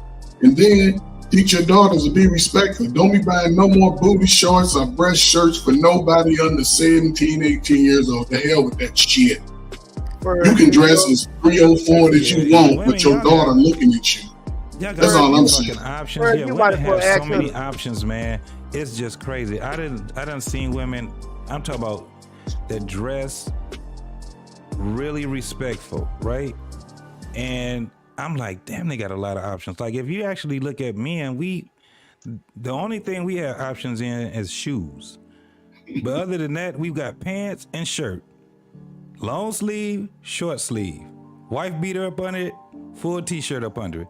We ain't got a whole lot, and we don't. That's why I don't like when it ain't no option to me. I'm not. You over 35 and you still a boy. Nasty. It feels sloppy. That's one of the things too with men. It looks sloppy. If that man is a sloppy dresser, listen, I ain't got no problem with women being picky. I swear to God, I don't care if the woman say, listen, that man at least got to be making on the economy. If I'm out here dating this man, he got to be taking care of himself well. I don't have a problem with women saying that. I don't have a problem with women saying if this man is working at 50 years old at Chick-fil-A and he ain't a manager, I can't be with him. I can't get that. I don't have a problem with women. Women should be picky. Like, women should be pickier than men. It should be at the point where women sit back and say, listen, I don't see you being my son's or my unborn daughter's dad. Therefore, as much as I wanted to give it to you, you can't get this pussy because you don't qualify to be my child's JT, father. I tell them so I don't hurt their feelings. You good, you cool, but you can't do it. We can go to the, because what you do is, what you just did right there is you repelled the sucker. That's sucker repellent. We've been talking for 2 days and I know you because I see it in your eyes, man.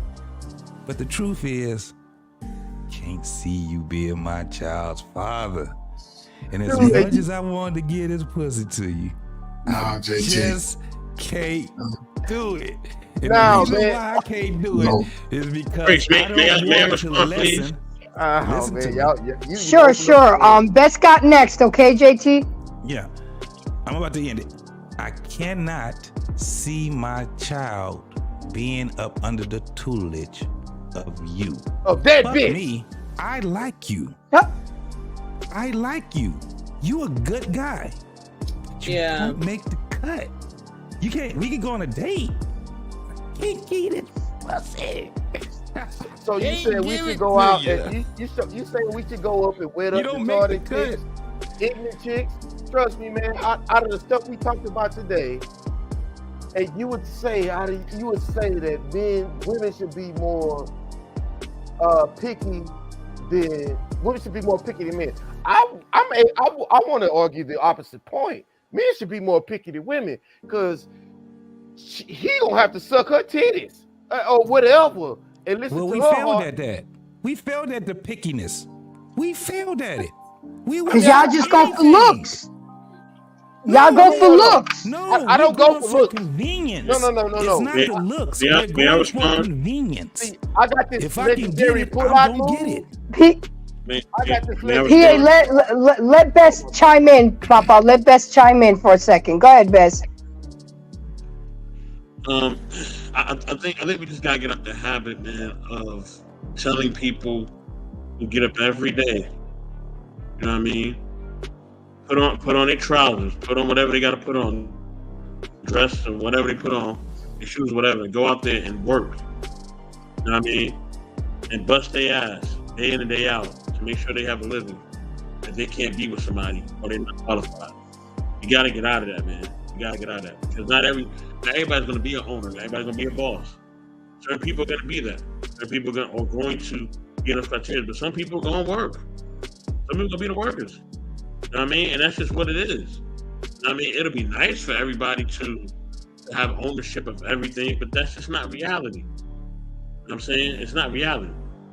We're all not gonna own something. It's not reality. You know what I mean? Now we can partake and be a part of a community that owns something, right? So if we are part of a community, we all put our chips together, we all put our things together, and we actually try to, own things together, which is what a lot of communities and cultures do.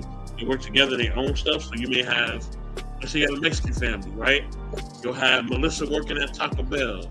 You'll have Jorge working at Target. You'll have the father working as a mechanic. The mother does, retail at Walmart. So they all are working, but when they come home, they all come together and they're trying to build something. They're building a legacy. They're building a family. You know what I mean? And then together, collectively, they can own something. You know what I mean? So I think that, we have to work more into building family and building collectively as a whole, as a unit. You know what I'm saying? Now, as far as choosing somebody, I think we need to choose people who basically are trying to really be in our lives and really trying to help us to grow, really trying to love us, and who really do love us. You know what I'm saying? Because love is an action. It's not just a word, it's an action. You know what I mean? And the love somebody has for you is enough if they truly love you. You know what I'm saying? If they don't truly love you, they're not going to manifest anything. They're not going to build anything with you. They're not going to be there for you. They're not going to help you. They're not going to provide. They're not going to build family. They're not going to build legacy. They're not going to build up your family or nothing like that. All that is not going to be built because they don't love and care about you. Straight up. If somebody genuinely says they love you, it's going to show in their actions. It's going to show in what they do. It's going to show in how they manifest the different things in your life and in their life to build family and legacy. You know what I mean? And I think that's what we need to really strive for. You know what I'm saying? Because somebody may not have the gifts and talents that I have. You know what I mean? I've always been on the honor roll as a kid. It's always been natural for me. You know what I mean? But there's family members they don't have that talent that I have. They just don't. You know what I mean? They never will. You know what I'm saying? Or there's some who are more athletic. I have a brother who's a super athlete. You know what I mean? He's great at any sport that he plays. I'm not a super athlete. But when it comes to this technology shit, I could bust his ass. He ain't seen me when it comes to the technology thing. I can't see him when it comes to the athletics. You know what I'm saying? And so, you know what I mean? We all have our level of greatness, but what can we bring together collectively in order to build family and have healthy relationships? I think that is the biggest thing. I think that's what we're missing nowadays. You know what I mean? And I think on top of that too, we got to start holding adults accountable for being adults, right? I'm not letting women off the hook just like I'm not letting men off the hook. If you are a living, breathing adult, and you say that you're an adult, you need to act like an adult. If you're bringing children into this world, you need to take care of them. No ifs, ands, or buts about it. You know what I mean? My grandmother raised just not her 2 kids, but she raised 3 grandkids as well. You know what I mean? Well, my grandfather worked and he retired from the railroad, but she also helped to raise those kids, and my mother helped to raise us as well. So, you know what I mean? There was no, I've never seen no weak women. I've never seen women who let the values and all that fall apart. Nah, they upheld the mantle just as long as well as the men. You know what I mean? But it was about building family. It was about building a unit. You know what I mean? It was about upholding a standard. You know what I'm saying? And we got to get, and that's what we really got to get back to. You know what I'm saying? So, you know what I mean? That's my experience. I ain't never seen, you know what I mean, no weak women or weak single mom. I ain't never seen that. My mom was a single mom. I ain't never seen that. You know what I mean? My mother held it down. You know what I mean? It still does to this day. And so did her mother, which is my grandmother. You know what I'm saying? So that's what I grew up seeing. You know what I mean? I grew up seeing hardworking men and women who were building family, and they was not gonna let nothing get in the way of that. You know what I mean? So that's what we got to get back to. The only thing I was saying about that though is there's no getting back to nothing. People get old and they die, and new people come into earth. At the end of the day, love is subjective. Because if it wasn't, then you wouldn't have a weak society. Right now, we have a weak society. And the reason being is because family and community starts with a woman, a man, and children. You got to start from that. So when the thing is the message is for the younger folks. They got to start with men and women got to start liking each other so they can have sex and be married while they're having sex to have children. Then they would take what they know and learned and instill it in their children. For who? The grandchildren. You can't sit there and think that you're going to have some grown ass, old ass, 39, 40-year-old people saying, well, let's get the community back together and you do this and you do that. It don't work like that with grown people. What it works with is children. Because guess what you can do? You can condition them and you can mold them into where they need to go. Mm-hmm. That's where it comes now. That you can't start from being adults. That's not gonna work. It failed. At the end of the day, you should be more picky about who you are with. If you are a woman and you need a man for guidance, guess what you're gonna do? You're gonna seek a man with guidance. Guess how you do it? With the men that are already in your family to help you understand the type of man you need. There are weak men and there are weak women in this economy we're in. Very weak. Mm-hmm. You can see it in the children. Yep. I totally agree. That whole thing of you love who you love, that's some bullshit. It's always been some bullshit. No. You get who can be conducive in your life. As a man, you would go out and you would court a woman, not just date a woman. You would court her for marriage. Why? Because you're going to be responsible for her and your children together. When you have that ideal, you ain't gonna never say, well, why the women, why you get this now? No, because you're responsible for all this shit, man. Did I say anything that was wrong with that? I have I'm saying for the most part, you're correct. You're correct. I have some pushback, but for the most part, yes. Yeah, I'll say this, right? I'll say this. Listen, you know what I mean? I think everybody has weaknesses and strengths. You know what I mean? So we have to find what somebody's weak in and what they're strong in. You know what I mean? So not everybody's gonna be strong in everything. So some people are gonna be strong in one area and in another. But how can we use that person who has those strengths? How can we use those strengths in order to benefit the society as a whole, or if we are really trying to manifest a community or whatever else we're trying to manifest, right? So that's one. Secondly, you know what I'm saying? I would say if you want to build community, you know what I'm saying? There are certain things you could take from the past, but there's also new things you can take too, because we do live in a modern society. So of course we want to use the modern things that we know or that we have in our realm in order to make things better. You know what I'm saying? So of course, whether it's technology or different things that we can improve or different new information that we have, of course we're going to use that in order to better, you know, our society, just better our homes and things of that nature. And then lastly, most people that are successful, or mainly are vastly successful, didn't get any success until they was in their 40s, 50s, and 60s. If you look at the research, it's there.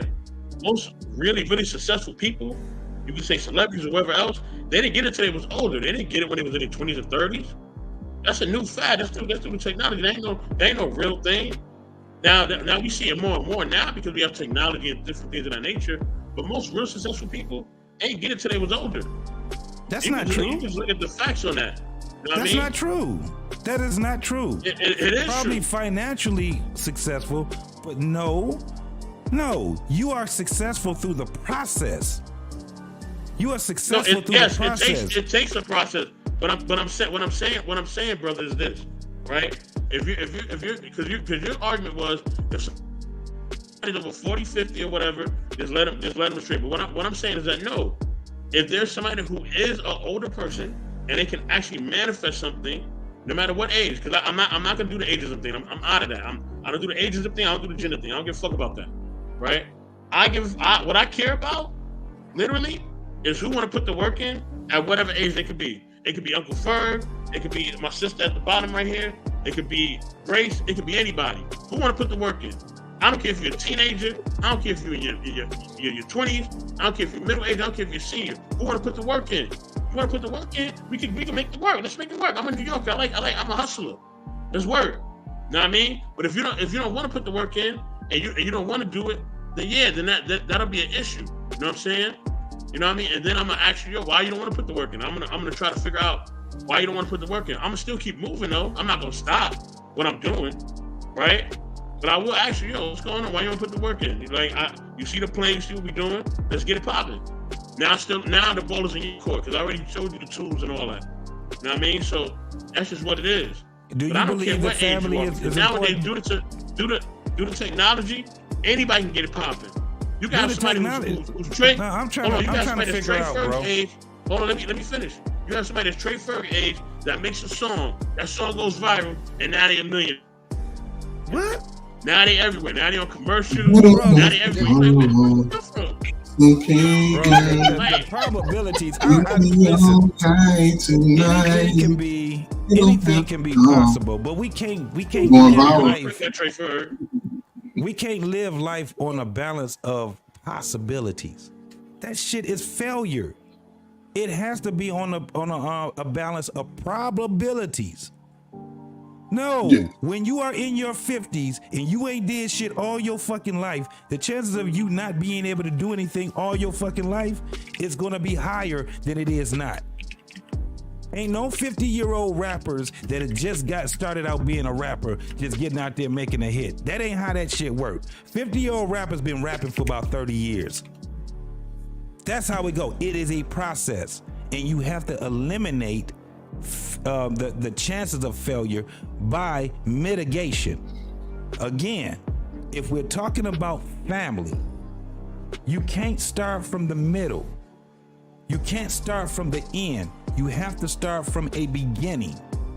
And you start with your children. You don't start with your goddamn cousins. Everybody got a story when they try to start some shit like a business with their old ass fucking cousin. Guess what happened? He ain't business savvy, ain't none of that shit. Somebody done stole some damn money, all kind of shit come up.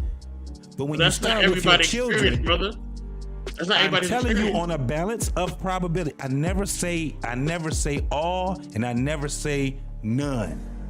We're talking about a balance of probabilities. It's always about, okay, so if we dealing with that, right, when we're dealing with that, I'm talking about the rule, not the exception.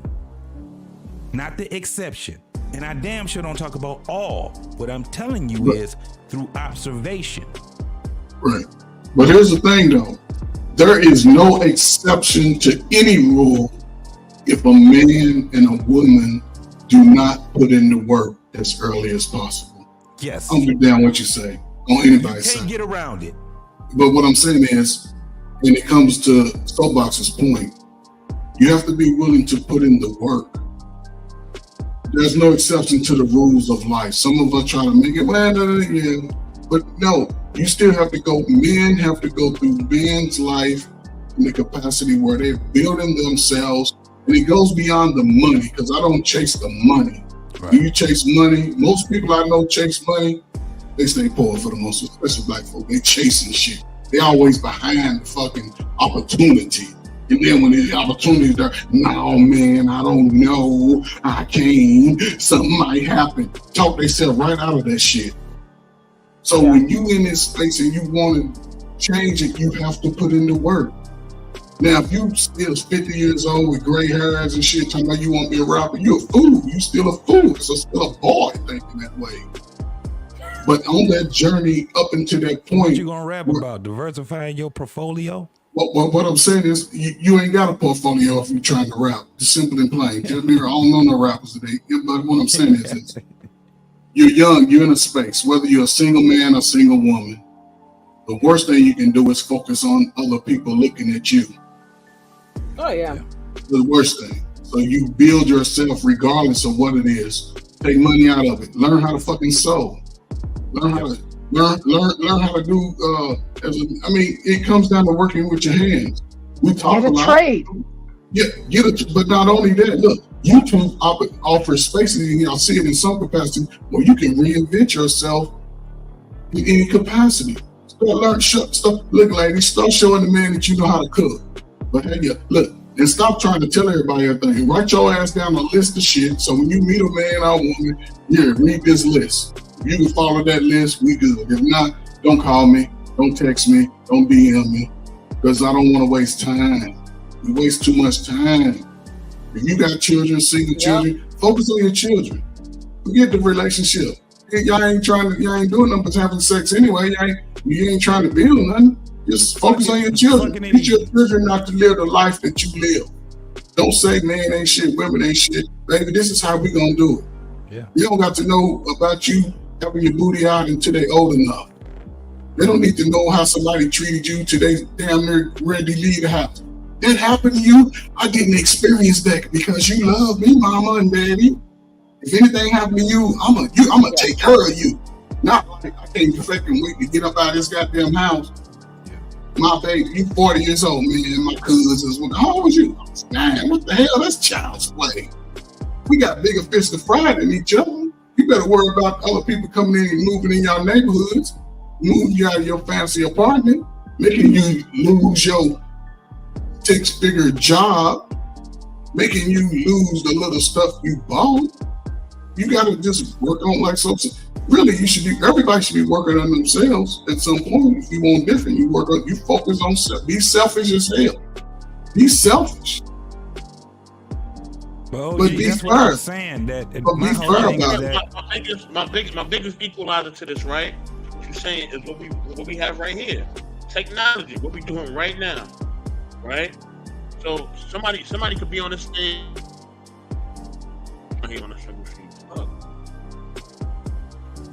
All right, somebody could be on this thing for 10 years, right? They can never ever have anything happen with them on YouTube, right? And they could been doing this thing for 10 years, and they only have 1,000 subscribers, right? Now we've seen it, yeah. Somebody be on here for a month and they go viral. Now they're the biggest sensation in the world. You know what I'm saying? So it just depends on, you know what I mean? It just depends on if it's gonna pop or not, or if you're gonna try. You know what I mean? Or I seen this lady. She was an older lady. It was a cooking auntie. I don't know if she's still around or whatever, but I used to see her a lot. This older lady, she just would always come up with these viral videos. She would cook, show all these old recipes. She was an older woman, and I would see this all the time on the internet. Auntie Fee. On the internet, just cooking little family recipes. You know what I You mean? talking about Fee? You talking about Aunt Fee? You talking about Aunt Fee? Black lady? I'm sure I'm family. My bad. Shout out to Auntie Fee too. We can hear you. It's a real one. Yeah, she died. What was that? 6 years ago? Yeah, but my point just is this: that like at the end of the day, you know what I mean? Because we have technology, you know what I mean? If you want to make something happen, no matter what age you are, you can make it happen. You know what I'm saying? It just depends on if you want to make it happen or not. You know what I mean? Because the worst thing you can do is that not try it, and you never know what can happen from there. That's true. You know what I'm saying? So that's the biggest thing. Just put yourself out there, straight up. I agree. But technology is different, man. Trust me. I have degrees in computer science, so it's not for everybody. It's not for everybody. That's what's up. Yeah, I don't even think it's for me. I just stuck in there. I was just like, look, I ain't going back home to Port Arthur, Texas. I'm gonna have to pick up some keys until I do something. You know what I'm saying? So, but that was years ago, man. Anyway. Yeah. We gotta find you a good woman, PA. Man, I don't need no You don't good want none. He's scared of them. He's scared of women. Yeah. He's scared right now. Don't be scared. I just He's scared of woman, scared. man, because I'm Don't gonna be tell you, scared.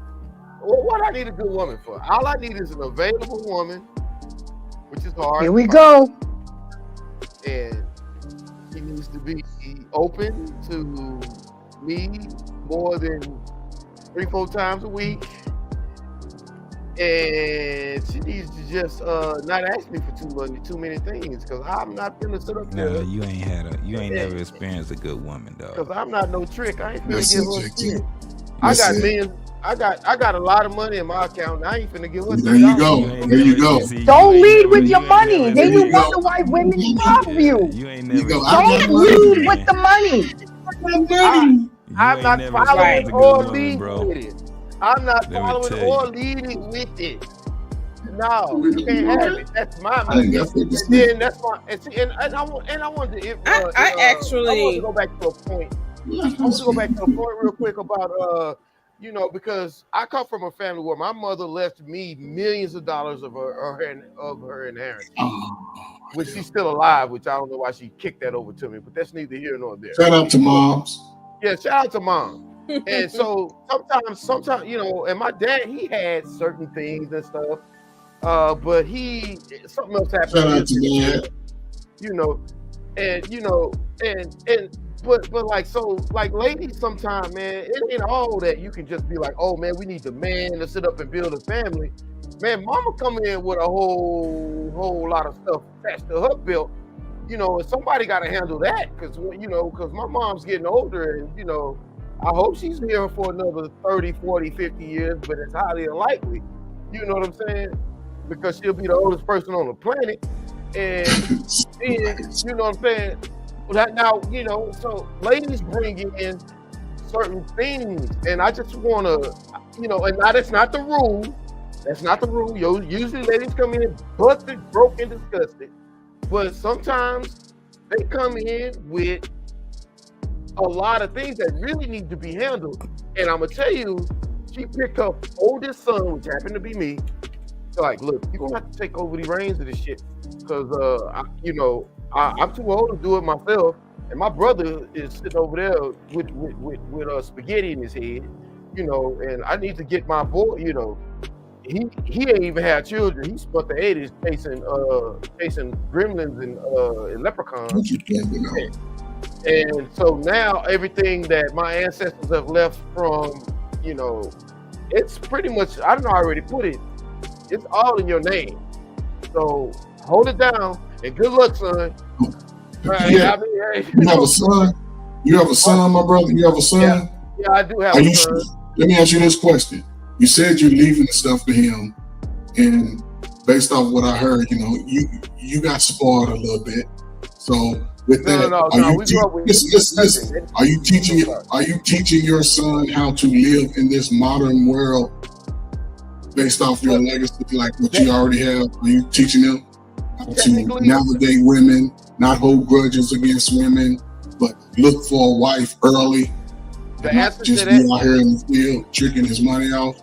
the answer to that is no, and there's a good answer to that, because when people remember we were talking about women should give sons to their fathers that's young.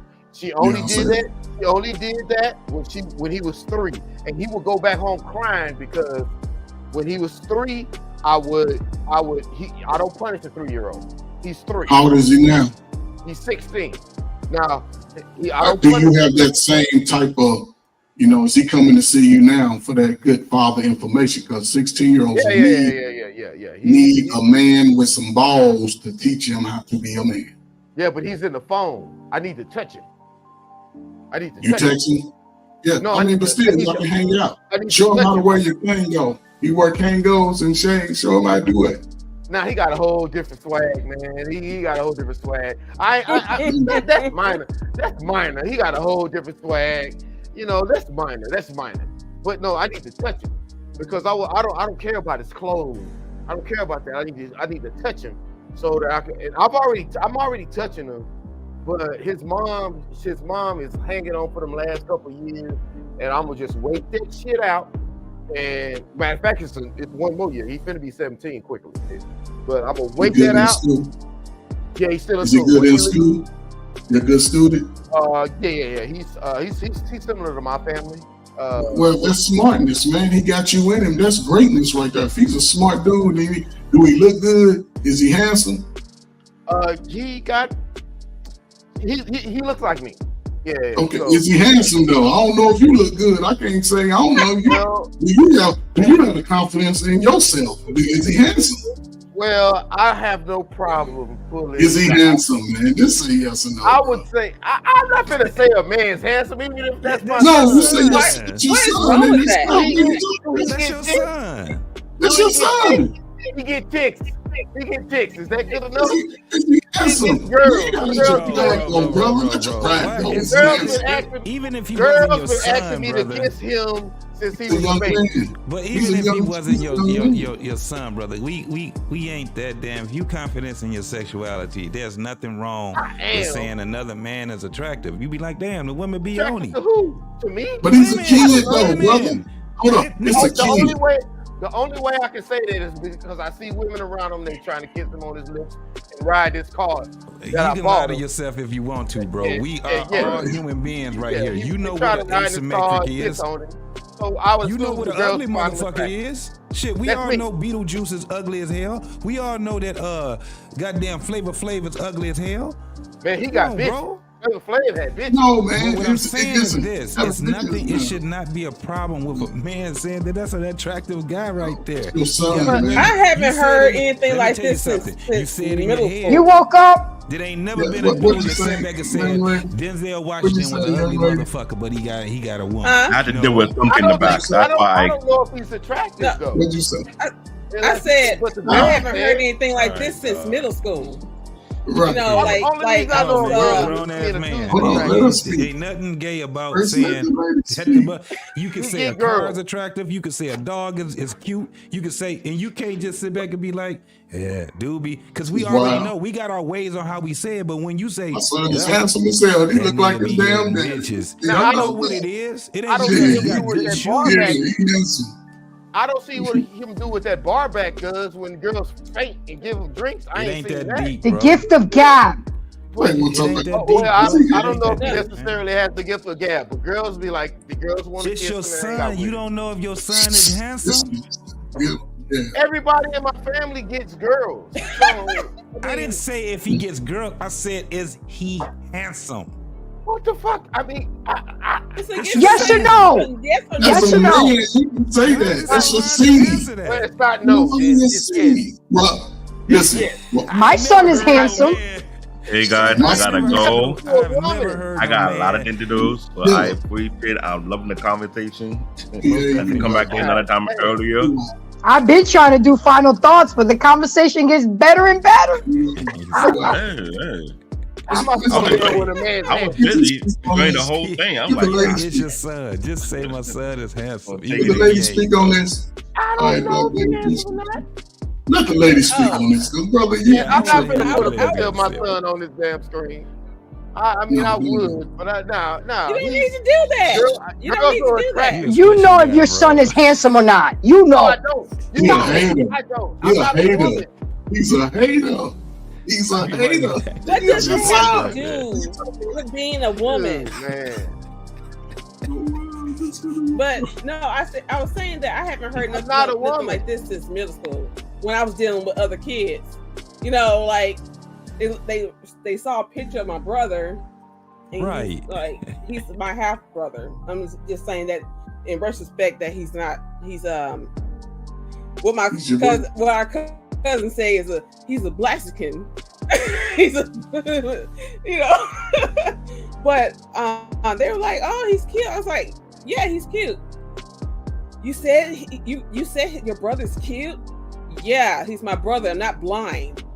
Like, You're a woman. you know what I'm saying? Like, I thought But you're a I don't woman. understand the problem. I don't know, understand the you're a problem. woman. If I was a dude, I would say the same thing. No, you don't. I don't think no dude is cute. Bro, Not period. my Not even father myself. was handsome. He had good eyes. I'm handsome. My son's handsome. That's how we go down over here, baby. It's in the genes. It's in the blood over here. My father had we green handsome. eyes. My father Yeah, had his green eyes, eyes- and he looked like a goddamn snake every time I looked at him. So how would your father would have said you was handsome and cute when you was a 16-year-old? And he been long dead, but I would like to ask him that question. You know what I mean? But you know, I don't know. I would assume just because of. Would your mother say you was handsome? Would your mother say you was always handsome? says I'm handsome, but she's a female. You know what I'm saying? But no, because some mothers know they got ugly ass kids for real. They know that. That don't mean shit. I didn't see none of ugly people. Right. I got ugly family members. I don't think my son has a problem. So if you want to say that's handsome, then yeah, he's handsome or whatever. I don't know. I'm sure he doesn't have no problem with women. You know, he ain't deformed or nothing like that. You know, he's an all-star. He's an all-star football player in the Texas area. So. Oh, cool. Does he talk about women like you in the same mindset? Not yet. Damn woman.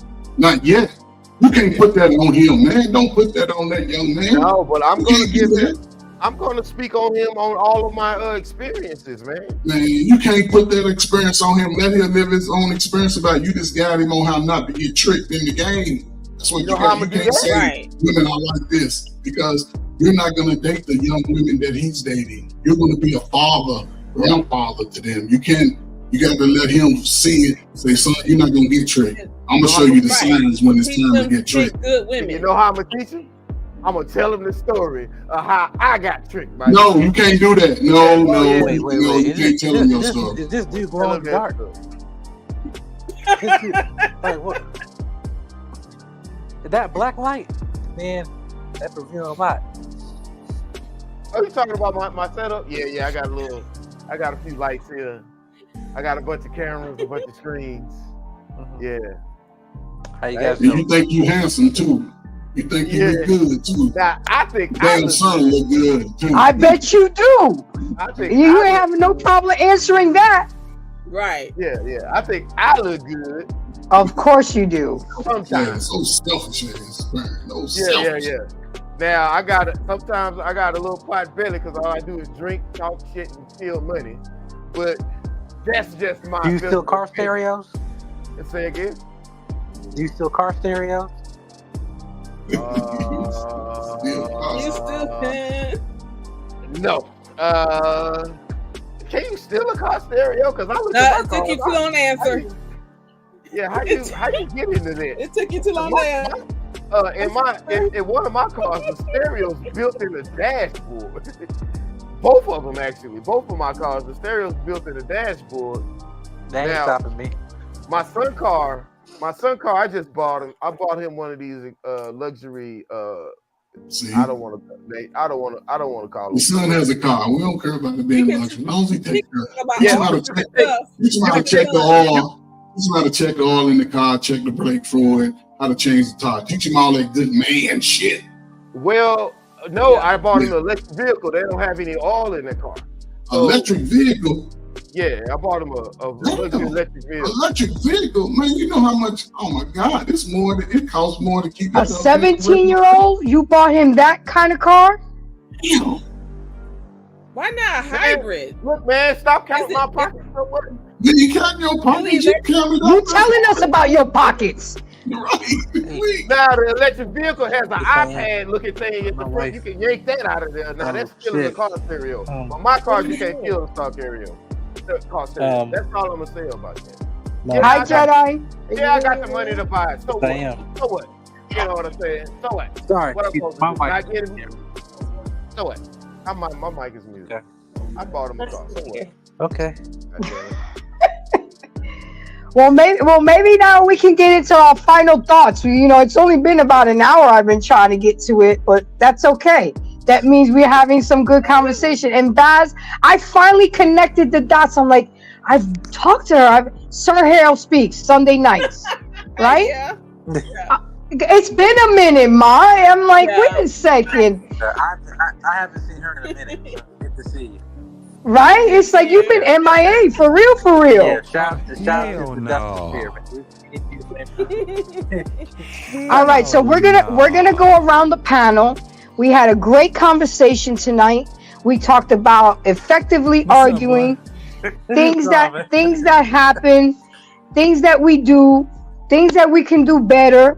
Y'all know all the fuck shit y'all do when you argue with people. You know, all I'm saying is acknowledge them and do better.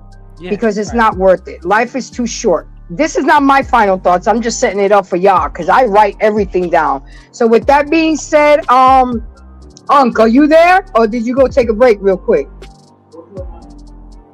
Okay, he's not there. Okay, JT, let's go, hon. You've been here since it really started. You've been riding it out with me for 4 hours. What do you have to say about the whole conversation? Everything, PA, everything. What do you have to say?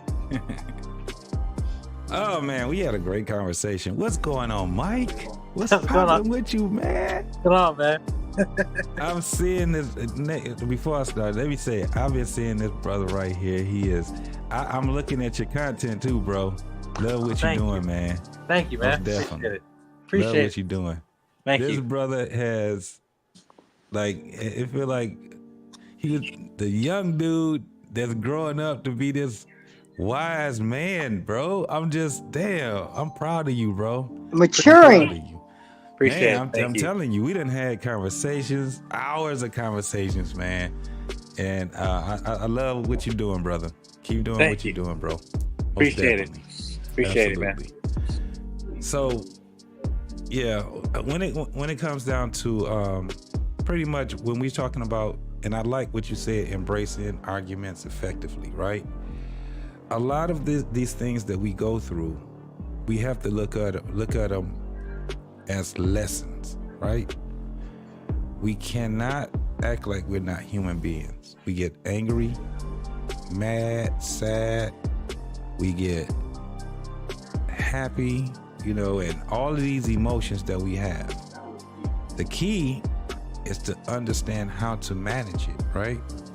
How to embrace it, and then learn how to manage it. Learn from all of our mistakes that we made so we don't keep making them, right? Sometimes you repeat sometimes, right? But if you are a person that just naturally want to be a better version of yourself each and every day, each and every hour, you're gonna figure this shit out. There's no way that you can't. No matter what your background entails, you might have to just work harder than other people. If you have, a background that actually has did some damage, right? But this is about being a human being. This is what we doing on this earth. Trust me. All of the things, all the struggles we go through, when you get, if you are willing, if God is willing to let you get old, you're gonna be reflecting on those struggles and you're gonna be looking like, those were the good old days. Because there's a time where we ain't gonna be able to do none of this shit no more. If you argue, you're gonna have to figure it out while you're arguing. Your emotions are there. That's what we call red flags. Red flags are not something to have you to run. It's an indicator. That's what a red flag is. It's just like your oil light, check engine light. These are indicators to tell you that there's something that has to be done. It's not just get up and run. So even to my two brothers, PA and Soapbox, right, to their points, what we have to also understand is that when you love someone,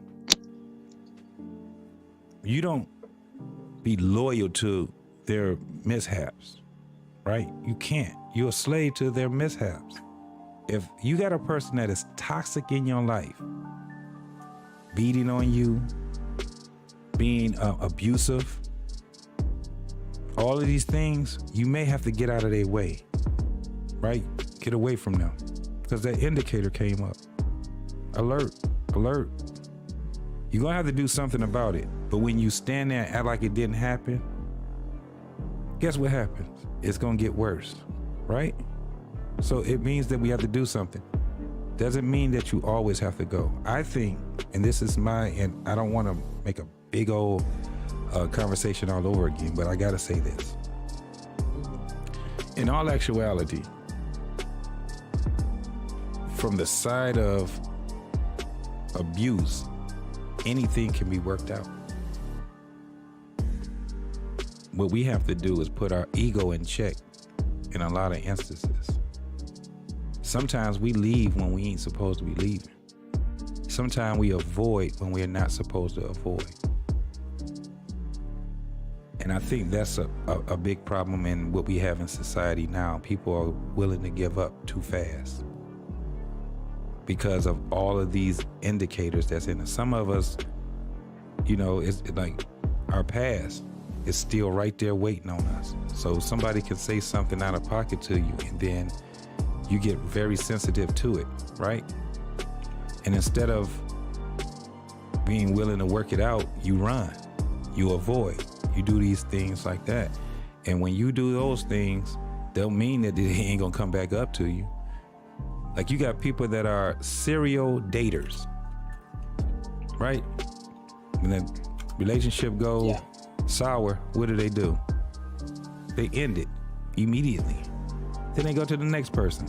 You act like it ain't gonna come back up to you. No, that shit coming right back to your ass. Because relationships are not to save you. I've said this many a times. Relationships are to reveal all the bullshit that you've had endeavored in your life, whether you caused them or it was caused to you. That's what relationships are. It's a classroom. It's a university. And when the relationship is over, you just dropped out. The only way you win in relationships is if you die out of the relationship. That's when you win. So when you got a bunch of people that's dating each other and going on trips and eating and going to movies and shit like that, and there's not one time that they're gonna have the conversation on, let's become one, they're just avoiding it. That's what they're doing. They're avoiding. Arguments are not meant to avoid. Arguments are meant to reveal. The way that you do it is where we have the problem. I'm gonna end it right there, y'all. That was good. That was some good stuff. Thank you, JT. I appreciate you. Oh, I think that name has stuck, sir. So you might as well just get used to it. Uncle Trey. OG. You know, it's funny that people say that and they refer that to me. When I was working with the youth, I always used to say, I can be your father or your uncle. And then some would say father, but then I have to explain the difference between uncle and father. As a father, as I engage with you and start talking to you about certain things, I'm expecting you to follow through on this shit. If I gotta show you, I have no problem walking you through the steps. And I'm talking to teenagers, able-minded body individuals looking for possibility. And once we have this conversation, when I follow back up in the week and I start checking with everything, because I'm calling mama, grandmama, uncle, I'll call your daddy in prison if I can get a contact, because I've done that before. I'm letting them know you are now a part of my family. I'm not going to allow them to work mediocre or give up on themselves. And I expect for you to help me. If not, I used to waste no time. Please get away from me. The children that will have that mindset, they will speak to me and they'll just go. I say, no, don't. I've told you, go and come back. They come back, I'm getting poems. And I'm just telling you how within that social construct of the young man. I used to get songs wrote for me. People bake me fucking pound cakes, because I let grandmas know I like pound cake. They used to show up with pound cake. And I used to be like, wow. So, and somebody referenced to me like, why you all the kids always hanging around you? Because I'm talking to them with a realistic expectation and just open, being honest. So then the ones that would choose uncle, I'll say this. What I say to you and what we talk about, you can decide to do it or not. You're not my child. I'm not going to whoop you. I'm not going to yell at you, raise my voice at you. I'm just going to look at you. If once I follow up and you continuously, I'm not just going to follow up one time. I'm going to do this shit for a whole quarter, a whole semester. And when we come back to it, I'm gonna show you your progress. And if you've given up, and after that, pretty much, I just look at you, nod my head. I'm gonna always speak to you because I'm gonna give you that respect. But I'm no longer fighting for you to be better than who you are. I take my hands off. I don't do no work around young folk. And I don't invest a lot of energy with a whole bunch of older folk, 25, 35, 45, who just complain about life and being in a better space, whether it comes to men or women. I've just always been like it since I was a kid. One of my best cousins died when I was 10. I feel like I ain't have no friends no more, even though I had a brother. So I would have friends all over. And that's how I've been now. And if you don't like me, not that I don't like you, I don't give you no more of my energy. My energy is too strong. And I don't want your bad, evil energy connecting to me. And I'm taking it into a relationship. I'm taking that shit at the job. I'm looking at my own kids, mad at them, don't know what. I don't live like that. I can't live like that. So even today, the fact that y'all say that, I'm still just trying to be that voice. Even if you don't like to hear my voice, I talk too much, whatever, live the life and come back and tell me the difference of where you are today. Because I've lived a lot of what I heard. And life is about who you make it at 23, 24, who you make it as a man or a woman. It's about your choices and decisions after that. If mama broke your heart, go have a conversation, take out to dinner, get away from a comfort zone. Bring somebody out around who's unbiased, not somebody you've been telling, Mama hurt my feelings for 10 years. They're gonna look at your mom like, yeah, she hurt your feelings, didn't she? No, find somebody who's unbiased about that. And once you speak about it, then you have to let it go so you can start blossoming and growing for yourself. You have to let it go. Doesn't mean you have to forget it, but you can't own this shit every time. You gotta let it go so you can build and grow. We going into a new millennium and damn, we spend our time talking about hurt and pain. Ain't you tired of carrying that shit? That shit got to be hurtful. Let it go. Y'all beautiful black sisters, man, be beautiful. Beautiful black men, be beautiful. The hell, somebody say you ugly or something, so what? It's supposed to be. We all got the same big nose. If you ain't got a big nose and you black, put a 1 in the chat. If you ain't got fat feet and you black, fucking put a 1 in the chat. You ain't got big, cooler lip, put a 1 in the chat.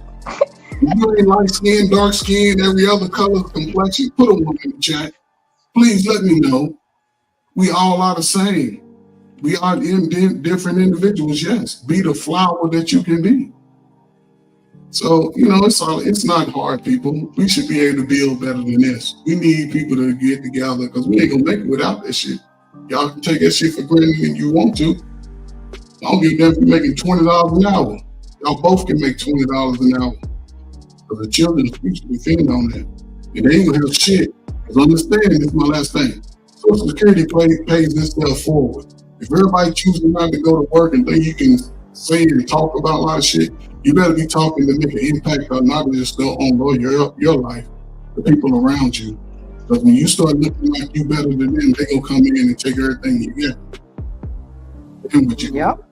So it's the greatest. I'm telling you, the greatest asset you can do is you gotta walk in how Jesus walked. Judge nobody above you or below you. Seek knowledge for yourself, for understanding. Don't live for money. Do his goodness and the money will come. But you gotta put in at least 25, 30 years of that shit. Can't wait till you get 45 and tell me I don't want to get up now. You're a black man. Don't worry about other black men. Worry about those in power. That's gonna tell you, no, you don't qualify. So save yourself right now. That's all I got. I hear you. Thank you for all the gems, Unc. I appreciate all the support. I really, really do. All right, PA, it's on you now.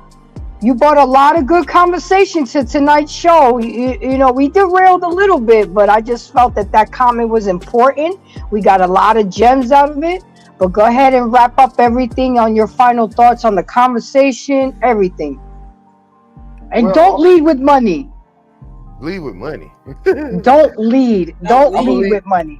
I'm finna leave with an argument is with. By the way, you could drop that Cash App since you love talking about your money. You could go ahead and not embrace me with some of that. Now you want to talk about money?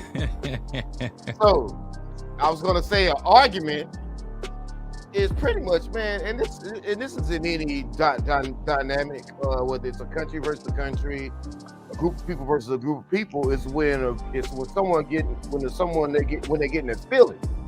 That's when the argument starts. Because I mean, you can say anything to me, and if I ignore it, it's not going to be an argument. You know, but once somebody getting their feelings, then here comes the argument. Now, and on top of that chair stuff, he was right about that. I forgot.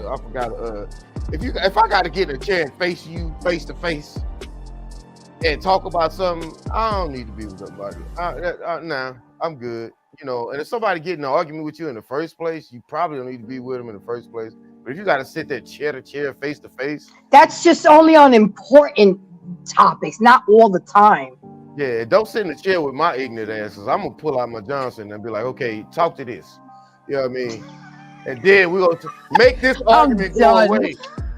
Make this argument go away. I'm not past forgiveness, but I'll make like that dude on Players Club. Do something to make me feel better. Right. Now,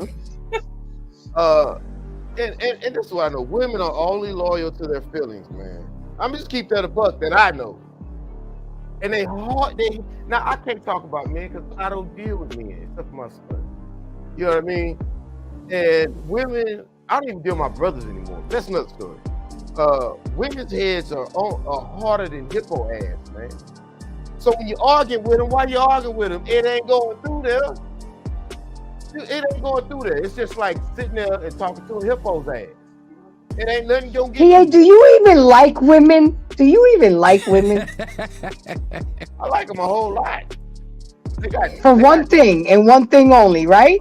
A lot of things. Head, good, soft tits, smooth hair, soft voices. They smell good. You know. There's a lot of things I like about them. You know what I'm saying? You know what I'm saying? There's a lot of things I like about them. And then, if you get lucky, some of them are smart. And when you procreate with them, your son's not gonna be an idiot, or your daughter's not gonna be an idiot. You know, that's bonus. And then some of them, they do a lot of stuff, man. They do a lot of stuff. I go on and on, but I mean, but when you argue with them, the head is harder than hippo asses. That's all of them. You know what I mean? They not hearing none of that. They ain't trying to hear none of it. And especially if they Latino. I said it. Hey, watch your mouth. Yeah, I said it. They Latino. All they want to do is fight, slap, and all that. And all they gonna do. You know I don't like to fight. I'm a lover, not a fighter. I don't know what you're talking about. And I'm gonna tell you, with a Latino woman, I'm gonna tell you when the conversation's over and she ain't listening no more. When you say, motherfucker, that's it. It's a wrap. You know what I mean? Now, they're not gonna learn anything. And most women think they're smarter than every man. Ain't that pill? And that's all I gotta say. Arguing is Thank you. useless. Thank you for your knowledge and your wisdom and the comedy, and you bring all the flavor to the table. Okay? And on your way out, don't forget to drop that Cash App. Anyway, Baz, it is such a pleasure to see you. Thank you for coming. I need more women on the panel. Yes, I know my channel advocates for men, but at the same time, I'm trying to get a woman's perspective as well. You know, especially of all different ages, you know, races and everything, because I don't want to just box it in. I talk about everything and everybody. So at the end of the day, I know you came in through halfway through. It was supposed to be the end of the show, but you ended up coming in halfway through the show. What did you have to say, and what are your final thoughts? Well, first of all, I don't think I'm smarter than all men and stuff like that. I'm just smarter than the dumbasses. Facts. That is correct. And, you know, dumbasses come of all races, ages, and sizes, and genders, whatever. No, with fights, don't be petty. That's another thing that will keep a fight going. Keep that negative energy going. Is being petty. I'm like, that's a good one. And someone mentioned being biased. I'm not. I'm one of those people who I'm not biased. So when I saw my sister dealing with stuff, I would tell her like, don't deal with that, right? But when I saw her being petty, it's like, you wrong for that. You know what I'm saying? Like, I would call her out too. So I'm calling out both parties from the things that I saw in the relationship. But yeah, I just, petty is just childish. I don't understand. I like especially with somebody you say you love and care about. Right. Like, why are you trying to compete and fight with someone you love and you're supposed to be in a relationship with? I just don't get it. You're treating this person like they're anyone else off the street. Exactly. Or worse. You know what I'm saying? So yeah, don't be petty. Grow up. Grow the hell up. If you can't stop being a petty person, you don't need to be in a relationship right now. You need to grow your ass up.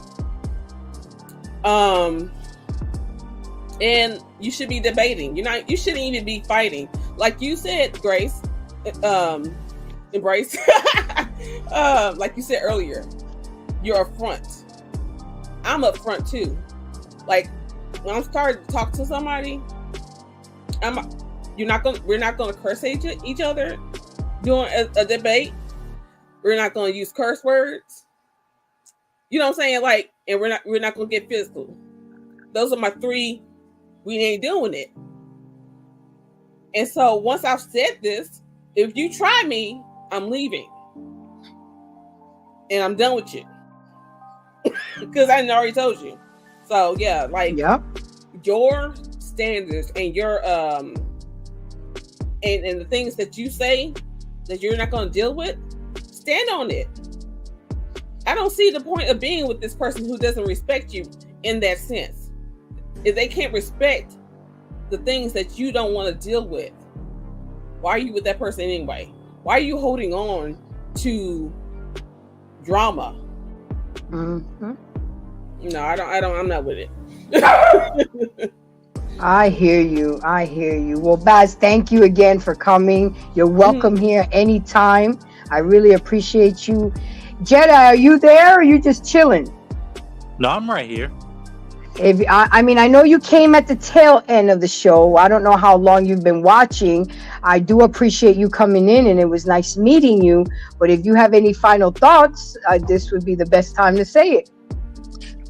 Yeah, well, so thank you for having me. Yeah, I did caught at the later end. Yeah, I just saw on some familiar faces. I had to say hello. But I will say this is that anybody who knows me knows that I'm 25 years old. I'm newly married. Going about 8 months strong now. But I would say that again with relationships, say coming from my generation, that we have had a poor standard how we operate between our relationship with men and women. You know, we're in society right now with men not told to be themselves or to have any sense of purpose and foundation. And with that lack of foundation for man leads to the destruction of the woman. And hence here we are. And unfortunately, we lack the value of each other. But more importantly, we lack the value of ourselves. And I feel like, you know, as someone younger, that I've always set myself around being people that are older than me, getting to receive wisdom and also kind of, you know, get out of my own way. Definitely, as a man, pride can be easily, you know, be tempting. But I know that definitely some people on this panel have definitely been a positive aspect of my life. My results, you know, show for itself, you know, and I would say that, you know, if I'm, you know, if it's me, then who's going to be next? Again, it's all about seeing the example, setting a standard.